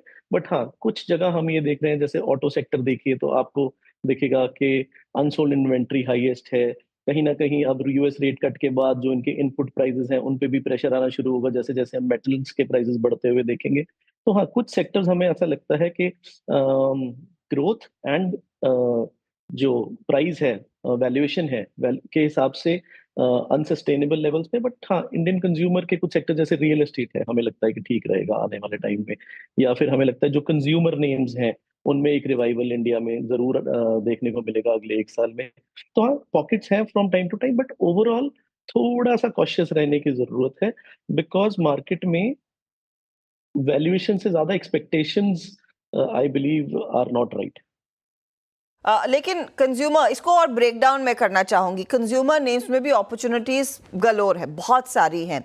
तो कंज्यूमर में आप वो प्योर प्ले एफएमसीजी कंपनियों पर फोकस कर रहे हैं, आपको ट्रेंड जैसे स्टॉक्स पसंद है, या फिर दूसरी कंजम्पशन थीम पसंद है? जैसे आपने होटल्स रेस्टोरेंट की बात की, would you bank on Indian hotels, आपके ट्रैवल एंड टूरिज्म, किस तरह के स्टॉक्स आपके पोर्टफोलियो में इस समय है, अगर उसका एक अंदाजा दे सके? तो इस समय हमारे पास एफएमसीजी पे बहुत ज्यादा फोकस है। उसका 2 कारण है कि अगर मार्केट में कोई करेक्शन आती है तो एफएमसीजी स्टॉक्स आपको एक शील्ड प्रोवाइड करते हैं, बिकॉज वैल्यू और ग्रोथ से जो पैसा है वो क्वालिटी की तरफ जाना शुरू हो जाता है। ट्रेंड जैसे स्टॉक्स की जैसे आपने बात करी, they are extraordinary companies that are being built in, but साथ ही साथ the most topped stocks of the town and valuation discomfort थोड़ा सा आना शुरू हो गया है। अब हमें ऐसा लगता है कि थोड़ा सा वैल्यूएशन डिस्कम्फर्ट है। अगर आप लॉन्ग रन देख रहे हैं, 3 साल का व्यू रखते हैं और बीच में आपको 20-25-30% की करेक्शन कुछ नहीं कहती, तो वंडरफुल स्टॉक्स हैं। डिस्क्लेमर के हमारे पास इस टाइम पे ट्रेंड नहीं है एंड हो सकता है आने वाले कुछ टाइम में हम इसको खरीदें। अगर हम और कंपनीज की बात करें, कंज्यूमर कंपनीज में आप देखेंगे 200-300 मल्टीपल पे भी कंपनीज ट्रेड कर रही हैं। तो कहीं ना कहीं थोड़ा सा ये डर लगता है कि ये वैल्यूएशंस सस्टेन करेंगी या नहीं, क्योंकि हमने अपने करियर में ये वैल्यूएशंस कम देखी हैं। तो इसलिए हम थोड़ा-सा कॉशियस हैं जो ग्रोथ स्टॉक्स हैं उनको लेके यहाँ से। और हमारा बिज़नेस मॉडल ऐसा भी है मैम कि हमें लगता है कि 2 से 3 साल में जो पैसे कमाए हैं और इतनी अच्छी 40% प्लस की कैगर जो आई है, उसको प्रिज़र्व करना भी इक्वली इम्पोर्टेंट है। तो अभी हमारा focus more on defensive side है। ओके, चलिए एक अब आते हैं एक दो स्पेस और। अच्छा, बैंकों को लेकर एक डेडिकेटेड डिस्कशन ना हो तो अनिरुद्ध जी थोड़ा सा बेमानी रहेगी। अभी मैं जैसे आपके आने से पहले बात कर रहा था, Axis bank at 200 day exponential moving average, बड़ी under performance. HDFC bank closer to its high, ICICI bank closer to its high, SBI में एक मूव अच्छा आ रहा था, कोटक में वोलेटिलिटी है, लेकिन हमने देखा कुछ ऐसे बैंक्स को डोमिनेट करते हुए जिनका गोल्ड लोन एक्सपोजर ज़्यादा स्ट्रॉन्ग था, फॉर इंस्टेंस फेडरल बैंक। आप अगर आपका पिकिंग ऑर्डर है बैंक्स में कुछ भी इक्का दुक्का भी, तो वो क्या है इस वक्त? मुझे सर जो ये बैंक्स 200 डे मूविंग एवरेज के पास मिल रहे हैं, जिनमें वैल्यूएशन कंफर्ट है, मुझे ये बैंक्स इस टाइम पे दूसरी चीजों से बेटर लग रहे हैं, because I am planning my portfolio for the next 1 year. तो ये जो गोल्ड लोन है और ये एकदम जो शूट्स हैं जो मार्केट में हमें देखने को मिल रहे हैं कुछ फाइनेंशियल एंड बैंकिंग नेम्स में, मुझे ये लगता है उससे ज्यादा हमें लॉन्ग टर्म क्वालिटी पे फोकस करना चाहिए, क्योंकि ये स्तंभ है इंडियन इकोनॉमी के और पिछले 1-1.5 साल से अंडर परफॉर्मेंस आई है। और कहीं ना कहीं मार्केट्स में आप ये देखिए कि जो पोर्टफोलियोज या जो फंड्स पिछले 1-1.5 साल में अंडर परफॉर्म कर रहे थे, पिछले 1-2-3 महीने में वो अब फ्रंट लाइन में वापस आने शुरू हुए हैं। Why? Because markets have a tendency to reverse to means. और ये बहुत ही बेहतरीन कंपनीज हैं जिनकी आपने बात करी पहले। तो कहीं ना कहीं इनकी जो प्रॉब्लम्स हैं डिपॉजिट ग्रोथ की, वो धीरे धीरे देखिए एक नेचुरल वे से सॉल्व होंगी, और इंडिया जैसी इकोनॉमी में पॉसिबल नहीं है कि नेचुरल वे से सॉल्व ना हो। तो हमें कहीं ना कहीं लगता है कि इनमें वापस ट्रैक्शन आएगी। थोड़ा टाइम लग सकता है, बट हाँ, इस टाइम पे अगर मुझे प्रेजर्वेशन ऑफ कैपिटल की तरफ ध्यान देना हो और अच्छी कंपनीज में देना हो, और मैं अगर ग्रोथ पे ज्यादा फोकस नहीं करना चाहता हूँ, तो मैं इन बैंक्स पे फोकस कर सकता हूँ। अच्छा, आज जब हम बातचीत कर रहे हैं, एक स्पेस जिसमें 3 महीने से कूलिंग ऑफ चल रही थी अनिरुद्ध जी, डिफेंस स्पेस, HAL, BEL और वो कंपनियां जो कि कैश में भी हैं, परसिस्ट करती हैं। अब स्क्रीन पे स्टेबिलिटी है, प्राइस वाइज बिहेवियर अच्छा है, और अभी अभी ये मतलब महीना भर पहले सारे के सारे स्टॉक्स, महीना क्या 10 दिन पहले अपने 200 डे एक्सपोनेंशियल मूविंग एवरेज को विजिट करके आए। क्या बाजार को अब इसमें थोड़ा सा वैल्यूएशन कंफर्ट मिल रहा है, इसीलिए ये चेस कर रहा है? एब्सोल्युटली वीरेंद्र जी, आपने बिल्कुल सही कहा कि कहीं ना कहीं इन कंपनीज में अब बाजार को वैल्यूएशन कंफर्ट है। Leaders of the bull run जब 200 डे मूविंग एवरेज पे आपको मिल रहे हो, तो और अगर आप पहले से उसमें इन्वेस्टेड नहीं है या है भी, तो एक बड़ा अच्छा एवरेजिंग का आपको मौका मिल जाता है। सो हाँ, ये सारे डिफेंस स्टॉक्स, रेलवे स्टॉक्स, ये overall as a group 200 day moving averages के अपने आसपास आ गए हैं। तो हमें लगता है कि ये भी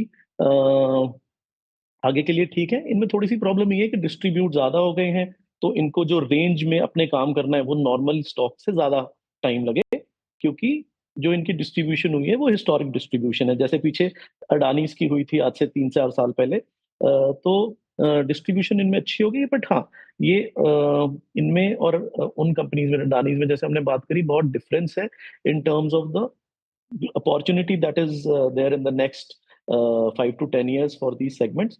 और जैसे जैसे आप ये देखिए कि गवर्नमेंट का हरियाणा इलेक्शंस और गवर्नमेंट में स्टेबिलिटी बढ़ रही है, कॉन्फिडेंस बढ़ रहा है, तो जो रेवेन्यू एक्सपेंडिचर की बात हो रही थी, रेवेन्यू एक्सपेंडिचर की जो एक शंका लगाई जा रही थी कि गवर्नमेंट को फ्री ऑफ से रेवेन्यू एक्सपेंडिचर पे जाना पड़ेगा, ऐसा कुछ नहीं हुआ। महाराष्ट्र इलेक्शंस में भी हमने कुछ नहीं देखा। तो वापस एक ट्रैक्शन इन सेक्टर्स की तरफ जो केपेक्स ओरिएंटेड सेक्टर्स हैं एट गुड वैल्यूएशंस वापस आनी चाहिए। वेरी क्विकली, टेलीकॉम पर आपकी प्रेफरेंस क्या रहेगी, क्योंकि अब फिर से अटकलें जोर पकड़ने लगी हैं कि शायद एक और टैरिफ हाइक आ सकता है। Telecom stocks, Bharti Airtel and the likes. बिल्कुल मैम, इसमें हमें लगता है कि क्योंकि एक इन्वेस्टमेंट साइकिल तो चल ही रहा है, और टैरिफ हाइक्स, हमें भी लगता है कि एक टैरिफ हाइक हमें बहुत ही जल्द देखने को मिलेगा। बट हम इसमें फोकस करेंगे क्वालिटी कंपनीज पे, और अगर हम टेलीकॉम की बात करें, सबसे बड़ी क्वालिटी कंपनी हमें भारती एयरटेल ही लगती है। तो भारती एयरटेल मुझे लगता है कि हमारे पोर्टफोलियोज का एक लॉन्ग टर्म पोर्टफोलियो का आज जो आप 3 से 5 साल के लिए लेके चलते हैं, उसका एक पार्ट जरूर होना चाहिए। बहुत शुक्रिया अनिरुद्ध हमारे लिए समय निकालने के लिए। चलिए, इस बीच मार्केट का हाल आपकी स्क्रीन पर 25,000 के नीचे हम फिर से फिसलते हुए तो 24,967 के लेवल्स इस समय आपको स्क्रीन पर दिखाई देंगे। करीब 90 पॉइंट नीचे हम। निफ्टी बैंक भी देखते ही देखते अब करीब 100 पॉइंट नीचे आ चुका है और जो दबाव बना है इस समय वो ज़्यादातर आपके एक्सिस बैंक की तरफ से बनता हुआ दिखाई दिया है। वहाँ पर प्रेशर कायम है और सुबह से कोटक, इंडसइंड, ICICI तो दबाव में है ही। डीलिंग रूम में क्या हरकत देखने को मिल रही है, यतन हमारे साथ जुड़ गए। यतन, बताइए किन स्टॉक्स की चर्चा है? आज 2 स्टॉक्स जो फोकस में है, इनमें जनरल बाय कॉल्स हैं। इंडिया मार्ट, ये एक स्टॉक अपने रेडार पे रखिए, बहुत जल्द कंपनी की अर्निंग्स आने वाली है। उसके पहले अक्टूबर सीरीज में आपको लॉन्ग बिल्डअप देखने को मिल रहा है। इनफैक्ट डीलर्स को लगता है कि पोजिशनली 3200 तक के टारगेट्स ऊपर के लेवल्स पे इंडिया मार्ट के शेयर्स में आ सकते हैं। ओपन इंटरेस्ट आज लगभग 6% बढ़ा है और फ्रेश बाइंग इंडिया मार्ट के शेयर्स में देखने को मिल रही है। इसके अलावा REC स्टॉक में अच्छा मोमेंटम है आज के लिए और थोड़े दिनों पहले भी इसके बारे में हमने चर्चा की थी। ये एक स्टॉक है जहां डीलर्स BTST की सलाह दे रहे हैं 560-565 तक के टारगेट्स के लिए। डोमेस्टिक म्यूचुअल फंड्स यहाँ खरीदारी कर रहे हैं, ऐसा डीलिंग रूम्स का मानना है। तो REC, जिस पर हम पहले बीच में चर्चा कर भी रहे थे, और इंडिया मार्ट, ये 2 फेवर्ड ट्रेड्स हैं जिस पर डीलर्स की नजरें हैं और दोनों में डिसेंट मोमेंटम। इनफैक्ट REC ज्यादा एक्शन दिखा रहा है। चलिए, अब BTST किया जाए, STBT के सौदों पर फोकस किया जाए। चंदन, बताइए। देखिए, again mix set of view market में है और मैं अगेन स्टॉक स्पेसिफिक फोकस कर रहा हूँ तो बाई के लिए सजेशन करना चाहूँगा विद व्यू के नीचे के लेवल से मार्केट में सिलेक्टिव बाइंग बनेगी। एक काउंटर यहाँ पे हमारे फोकस में HAL, कहीं ना कहीं आप देखोगे बहुत दिनों बाद में डिफेंस के काउंटर में बाइंग इंटरेस्ट हुआ है। और HAL की बात करें तो वीकली चार्ट पे जो लोअर टॉप लोअर बॉटम का सीक्वेंस थे वो निगेट हुआ है कि मूविंग एवरेज को होल्ड करते हुए एक फॉलिंग सप्लाई ट्रेंड लाइन और 50 दिन के मूविंग एवरेज को काउंटर ने सरपास किया है। इन सब वजह से HAL में पॉजिटिव बायस लग रहा है। 4,570 के सपोर्ट रहेंगे, ऊपर में 4,880 के टारगेट के लिए। ओके, HAL 2654 पे शानदार क्लोज की तरफ बढ़ता हुआ स्टॉक। और मानस, आपका ट्रेड? तो देखिए, नवीन फ्लोरिन के फ्यूचर में खरीदारी करने की राय रहेगी।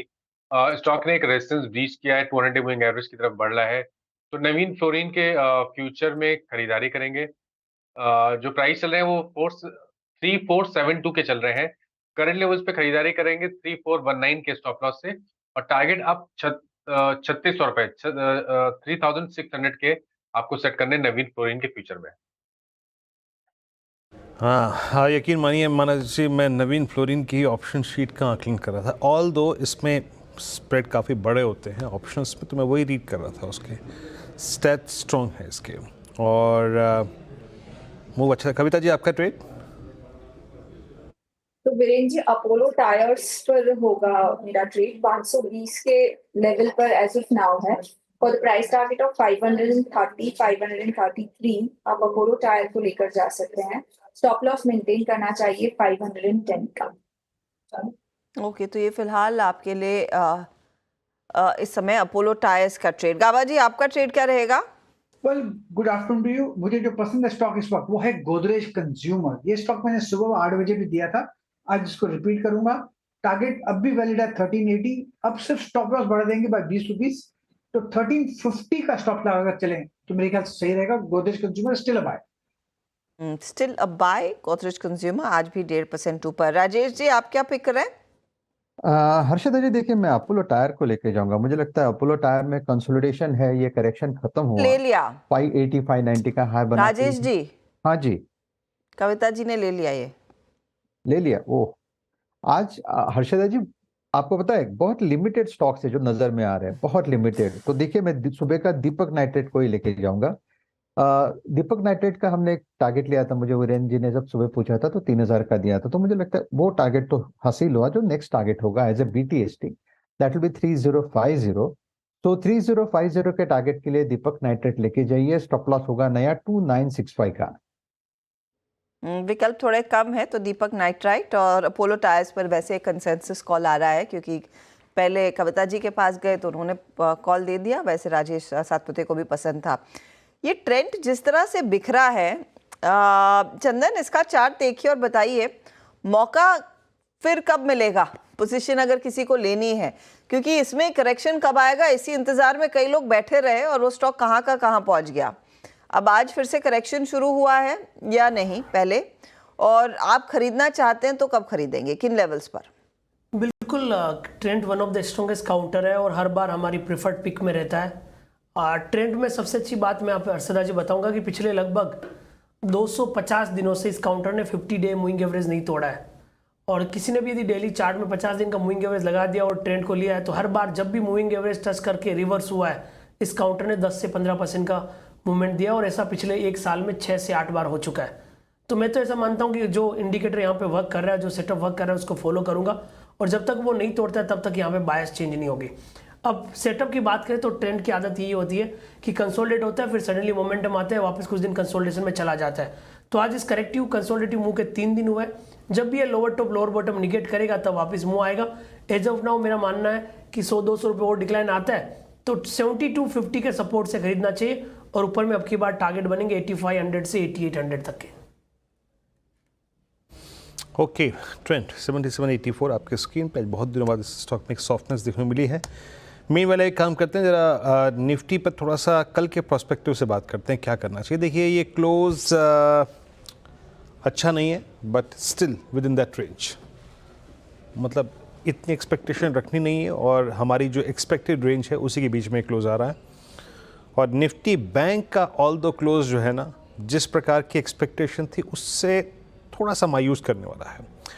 And since it's expiry day, it was expiry day, तो हमें ज़्यादा कामना थी, एक्सपेक्टेशन थी भी नहीं, क्योंकि 52,000 पे 2 चीज़ें थी, कॉल राइटर भी और साथ ही साथ आपका 20 डेमा भी। आज गेम चेंज किया है निफ्टी के लिए निफ्टी आईटी ने। ये extra ordinary pressure, but still अगर आप निफ्टी आईटी को देखें तो ये क्लोज आ रहा है below 20, but well above that base जो कि करीब 41,700 पे परसिस्ट करता है, वहाँ से करीब 500 रुपये ऊपर, तो इतना भयभीत नहीं है। देखिए कल निफ्टी के लिए और निफ्टी बैंक के लिए कुछ मत करके जाइए, यकीन मानिए, क्योंकि निफ्टी में अगर मैं कल के स्टैट्स को देखूं जहां पे प्लेसमेंट है कल की वीकली एक्सपायरी के मुताबिक 24,900 पे पुट कंसंट्रेशन है और 25,100 पे कॉल कंसंट्रेशन है।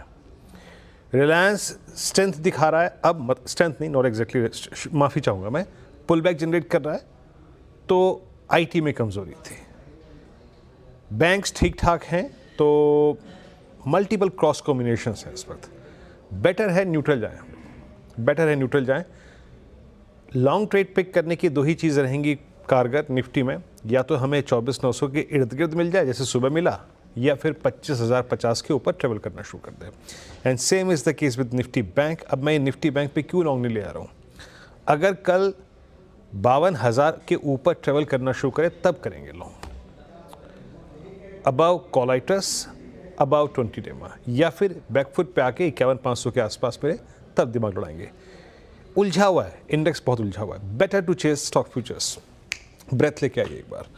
ब्रेथ कैसी रही, ये बहुत ही, अगर आप देखें तो एक छोटी सी ट्रैजेक्टरी में आज रोटेट करता हुआ निफ्टी करीब 24,962 पे, तो जब है तो ब्रेथ क्या रही, लॉन्ग 52, उसके बाद शॉर्ट कवरिंग 18 में, 80 में शॉर्ट था वाकई आज काफ़ी सीरियस शॉर्ट था, और लॉन्ग अनवाइंडिंग करीब 30 में। आइए देखते हैं कि जो लॉन्ग की स्लाइड थी वो कहाँ पे है। मतलब आज एएमसी स्टॉक्स में काफ़ी अच्छा खासा मूव था। लुक एट HDFC AMC आज करीब 6.25% ऊपर। वोल्टास, कमिंस इंडिया और HDFC AMC, वोल्टास, नवीन फ्लोरिन में एक स्ट्रॉन्ग मूव था, गोदरेज प्रॉपर्टीज़ में और HPCL में, OMCs में आज मूव स्ट्रॉन्ग था। और लॉन्ग कैंडिडेट्स। अगली आएगी स्लाइड आपको शॉर्ट कवरिंग वाली। कमिंस में सुपर स्विंग, दरअसल क्या हुआ था, ABB में और सिमेंस में लॉन्ग थे, लेकिन कमेंट्स में क्योंकि परसों एक प्राइस डैमेज हुआ था तो काफ़ी शॉर्टिंग हुई थी, वो शॉर्ट कवर होती हुई Granules sales it's a part of I think derivative ban, तो यहाँ पे शॉर्ट कवरिंग हो सकती है सिर्फ। बाकी HDFC लाइफ में, हिंदुस्तान कॉपर में, डाबर में, पूरा FMCG बास्केट आज क्रिटिकल लेवल से कोई 100 कोई 200 डे एक्सपोनेंशियल मूविंग एवरेज से पुल बैक ले रहा था। बाकी शॉर्ट बिल्डअप में आज Trent, collapse, Zydus, Coforge, Alkem, M&M सब में आज प्रॉफिट टेकिंग रही। और नेक्स्ट स्लाइड में आता हुआ आपका यहाँ पे लॉन्ग अनवाइंडिंग, पॉलीकैब में जोरदार profit booking prior two numbers, Ipca lab, Balrampur चीनी, लुपिन, TVS मोटर्स, इन सभी काउंटर्स में आज सॉफ्टनेस रही। एक दो स्टॉक्स और मार्क कर देता हूँ यहाँ पर, जहाँ पे अभी भी मतलब आज के क्लोज के मुताबिक सेटअप बहुत स्ट्रॉन्ग है। HDFC bank 1703। और चंदन, मैंने आपसे आखिरी बार भी प्रश्न ये पूछा था कि आप अपने जो HNI क्लाइंट्स हैं उनको कैसे मतलब पोजीशन करा रहे हैं HDFC बैंक पे। चंदन, मेरा प्रश्न पूछने का कारण ये है क्योंकि आप ये देखिए, अगर मैं इसको अगस्त 2021 से रीड करूं, ये 1700 और 1782 पॉइंट इनको मल्टीपल टाइम स्ट्राइक कर चुका है। ये कुछ ऐसा नज़र आ रहा है जैसे मुझे याद है एक ज़माने में रिलायंस था, 4-5 साल एक रेंज में। आप लोगों ने कैसे प्लेस्ड किया है अपने आप को HDFC बैंक पे? बिल्कुल वीरू, HDFC बैंक में हमारा view positive to range bound है, और जैसा कि लास्ट टाइम भी डिस्कस किया था कि ये काउंटर जब नीचे के लेवल पे आता है तब बाइंग इंटरेस्ट बन जाता है और ऊपर के लेवल पे वापस अटकता है। प्रेफर्ड पिक में हम ICICI बैंक की तरफ जा रहे हैं, बट HDFC बैंक को हम पॉजिटिव टू रेंज बाउंड बायस कर रहे हैं। ऐसा मानना है कि 1600 नीचे में सपोर्ट का काम करेगा और ऊपर में लगभग 1750-1785 का हर्डल रहेगा। तो 2-3 चीज़ें हम कर रहे हैं, या तो डिलीवरी है उसके सामने 7-8% के OTM कॉल बेच रहे हैं, और अदरवाइज इसको हम बार बार इस जोन में प्ले कर रहे हैं। ओवरऑल जिनके पास है उनको यही सलाह रहेगी कि आप अपनी पोजीशन रखें। 1600 एक मेजर सपोर्ट है, उस सपोर्ट को ध्यान में रखते हुए पोजीशन ले, या फिर नीचे आते हैं तो एवरेजिंग ही करें। ऊपर में जो टारगेट है वो कहने की 1750-1785 बनेगा। आपको यदि कॉस्टिंग कम करनी है तो 1700 पे करंट लेवल पे ले, सपोर्ट रखें, ऊपर में 70-80 पॉइंट ऊपर की कॉल बेच दें ताकि आपको थीटा डीके का भी बेनिफिट बने। तो ये मैंने इसलिए चर्चा में कर रहे हैं वीरू, क्योंकि ये काउंटर कहीं ना कहीं बाइंग इंटरेस्ट आ रहा है डीप में, बट अपसाइड थोड़े केप हो रहे हैं। इसके लिए यहाँ पे कॉल राइटिंग करके हम कवर्ड कॉल स्ट्रेटजी करके रेंटल इनकम भी बना रहे हैं। इस बीच आखिरी 2.5 मिनट, बैंक की तरफ से कोई अपडेट नहीं है, आपको ध्यान में रखना है। और वीरू, वो FMCG मेंशन कर रहे थे, तो कई स्टॉक्स है जो पॉजिटिव टेरिटरी में जाकर क्लोज हो रहे हैं। एक बार इंडेक्स आपकी स्क्रीन पर रखते हैं और फिर वॉल की तरफ चलेंगे। डे लो से रिकवरी ज़रूर देखने को मिली। FMCG काउंटर्स रेडार पर रखिएगा, क्योंकि कैबिनेट ने इनफैक्ट वो अप्रूवल दे दिया है कि DA सरकारी कर्मचारियों का 3% बढ़ता हुआ दिखाई देगा। ये आप दिवाली तोहफा समझिए। अब उस लिहाज से शायद स्पेंडिंग बढ़ सकती है और थोड़ा बहुत प्ले वॉल्यूम्स में दिखाई देगा FMCG कंपनियों की, तो वो रिफ्लेक्ट हो सकता है आगे स्टॉक्स में। चलिए अब वॉल पर चलते हैं। आज डे हाई 25,093 था, हालांकि उसके काफ़ी नीचे इस समय हम क्लोज दिखा रहे हैं। ये 24,957 के लेवल्स पर करीब 100 अंकों की गिरावट पर निफ्टी जाकर टिकता हुआ दिखाई दे रहा है। ऐसा समय था जहां पर हमने 24,908 तक मार्केट को टूटते देखा और वहां से हम संभले हैं, तो एक ओके क्लोज आप कहेंगे, वैसे कुछ खास अच्छी क्लोज है नहीं। निफ्टी बैंक जो कल थोड़ा सा फॉर्म में आ रहा था, इसी घंटे के आसपास आज करीब 100 पॉइंट नीचे ट्रेड कर रहा है। निफ्टी IT का दबाव बना है, करीब 500 पॉइंट का नुकसान। मिड कैप्स ने भी आज परफॉर्म नहीं किया, और कुल मिलाकर अगर आप एडवांस डिक्लाइन रेशियो देखें तो बहुत ही संकरा डिस्टेंस रह गया है, डिफरेंस रह गया है दोनों ही तेजी और मंदी वाले ट्रेड्स के बीच। सेंसेक्स में भी आज हमने देखा लगभग आधे % तक का प्रेशर ही बनता हुआ दिखाई दिया। ये वो कुछ स्टॉक्स थे जहां पर हमने देखा है क्लियरली, इंडाइसेस थे जहां पर प्रेशर बना है। अब लेकर आते हैं आपके लिए ओवरऑल सेक्टोरल स्थिति। तो IT का प्रेशर रहा आज FMCG काउंटर्स भी थोड़े से दबाव में थे, लेकिन कुछ पॉकेट्स में रिकवरी आती हुई दिखाई दी है। फार्मा की तरफ से कोई सपोर्ट नहीं, और ऑटो कंपनियां क्लियरली एक थोड़े से बैकफुट पर आते हुए दिखाई दिए हैं। 360 अंकों का नुकसान यहाँ पर। लेकिन आज वो निफ्टी बैंक देखिए करीब 100 पॉइंट नीचे, और इसी ने दरअसल एक्सपायरी के दिन लार्जली जो बैंकिंग काउंटर्स में हमने देखा है मुनाफा वसूली दिखाई है। Real estate flat, financials flat, PSU bank flat. तो nothing great to write home about, जैसे आप कहते हैं, वो आज का मार्केट है। लेकर आते हैं आपके लिए हीट मैप। यहाँ पर स्टॉक स्पेसिफिकली काफ़ी मूव्स देखने को मिले हैं। तेजी में HDFC लाइफ था कमेंट्री के बाद, जहाँ पर कंपनी ने कहा है कि ग्रोथ आउटलुक उन्होंने थोड़ा सा बढ़ाया है। डॉक्टर रेड्डीज में कुछ सपोर्ट मिलता हुआ दिखाई दिया। रिलायंस इंडस्ट्रीज का लकीली साथ मिला है आज, वरना हमारी हालत बहुत बिगड़ी हुई रहती। भारतीय एयरटेल इस उम्मीद में कि यहाँ पर मार्केट शेयर इनके फेवर में ऑफकोर्स अब तक है और सिचुएशन और बेहतर होगी। जहां निफ्टी बैंक कमजोर था, HDFC बैंक की तरफ से सपोर्ट मिला, करीब 1% तक के गेंस रहे, लेकिन ट्रेंड के लिए कमजोर सत्र, 3-3.5% का नुकसान। हम ऑटो कंपनियों में वीकनेस मेंशन कर रहे थे, M&M देखिए, हीरो मोटोकॉर्प देखिए, टाटा मोटर्स देखिए, इन सब में दबाव बनता दिखाई दिया है। और आज ऑफ कोर्स ड्रैगर्स में कोटक जैसे काउंटर्स, आईसीआईसीआई बैंक जैसे काउंटर्स थे और आईसीआईसीआई बैंक कल एक बहुत बड़ा प्ले था लेकिन आज शांत था। इनफैक्ट यहाँ पर आज कुछ रिट्रेस किया है इसने अपने आप को। तो कुल मिलाकर 24,959 पर ये क्लोज आ रहा है, 98 अंकों की गिरावट और निफ्टी भी 100 पॉइंट नीचे वीरू। बिल्कुल, तो एक टिपिकल एक्सपायरी डे सेशन रहा निफ्टी बैंक के लिए। बावजूद इसके कि बहुत स्ट्रॉन्ग स्टॉक फ्यूचर्स थे इसके पास, ये रेंज में रहा। कल निफ्टी की एक्सपायरी है तो कल सारे stats, circumstances, news, views, stocks in news सब लेकर हर्षदा, मैं, आशीष मौजूद रहेंगे सुबह मॉर्निंग कॉल में। उसके बाद 8 बजे अनुज के साथ बनाफ की तैयारी। तब तक के लिए नमस्कार।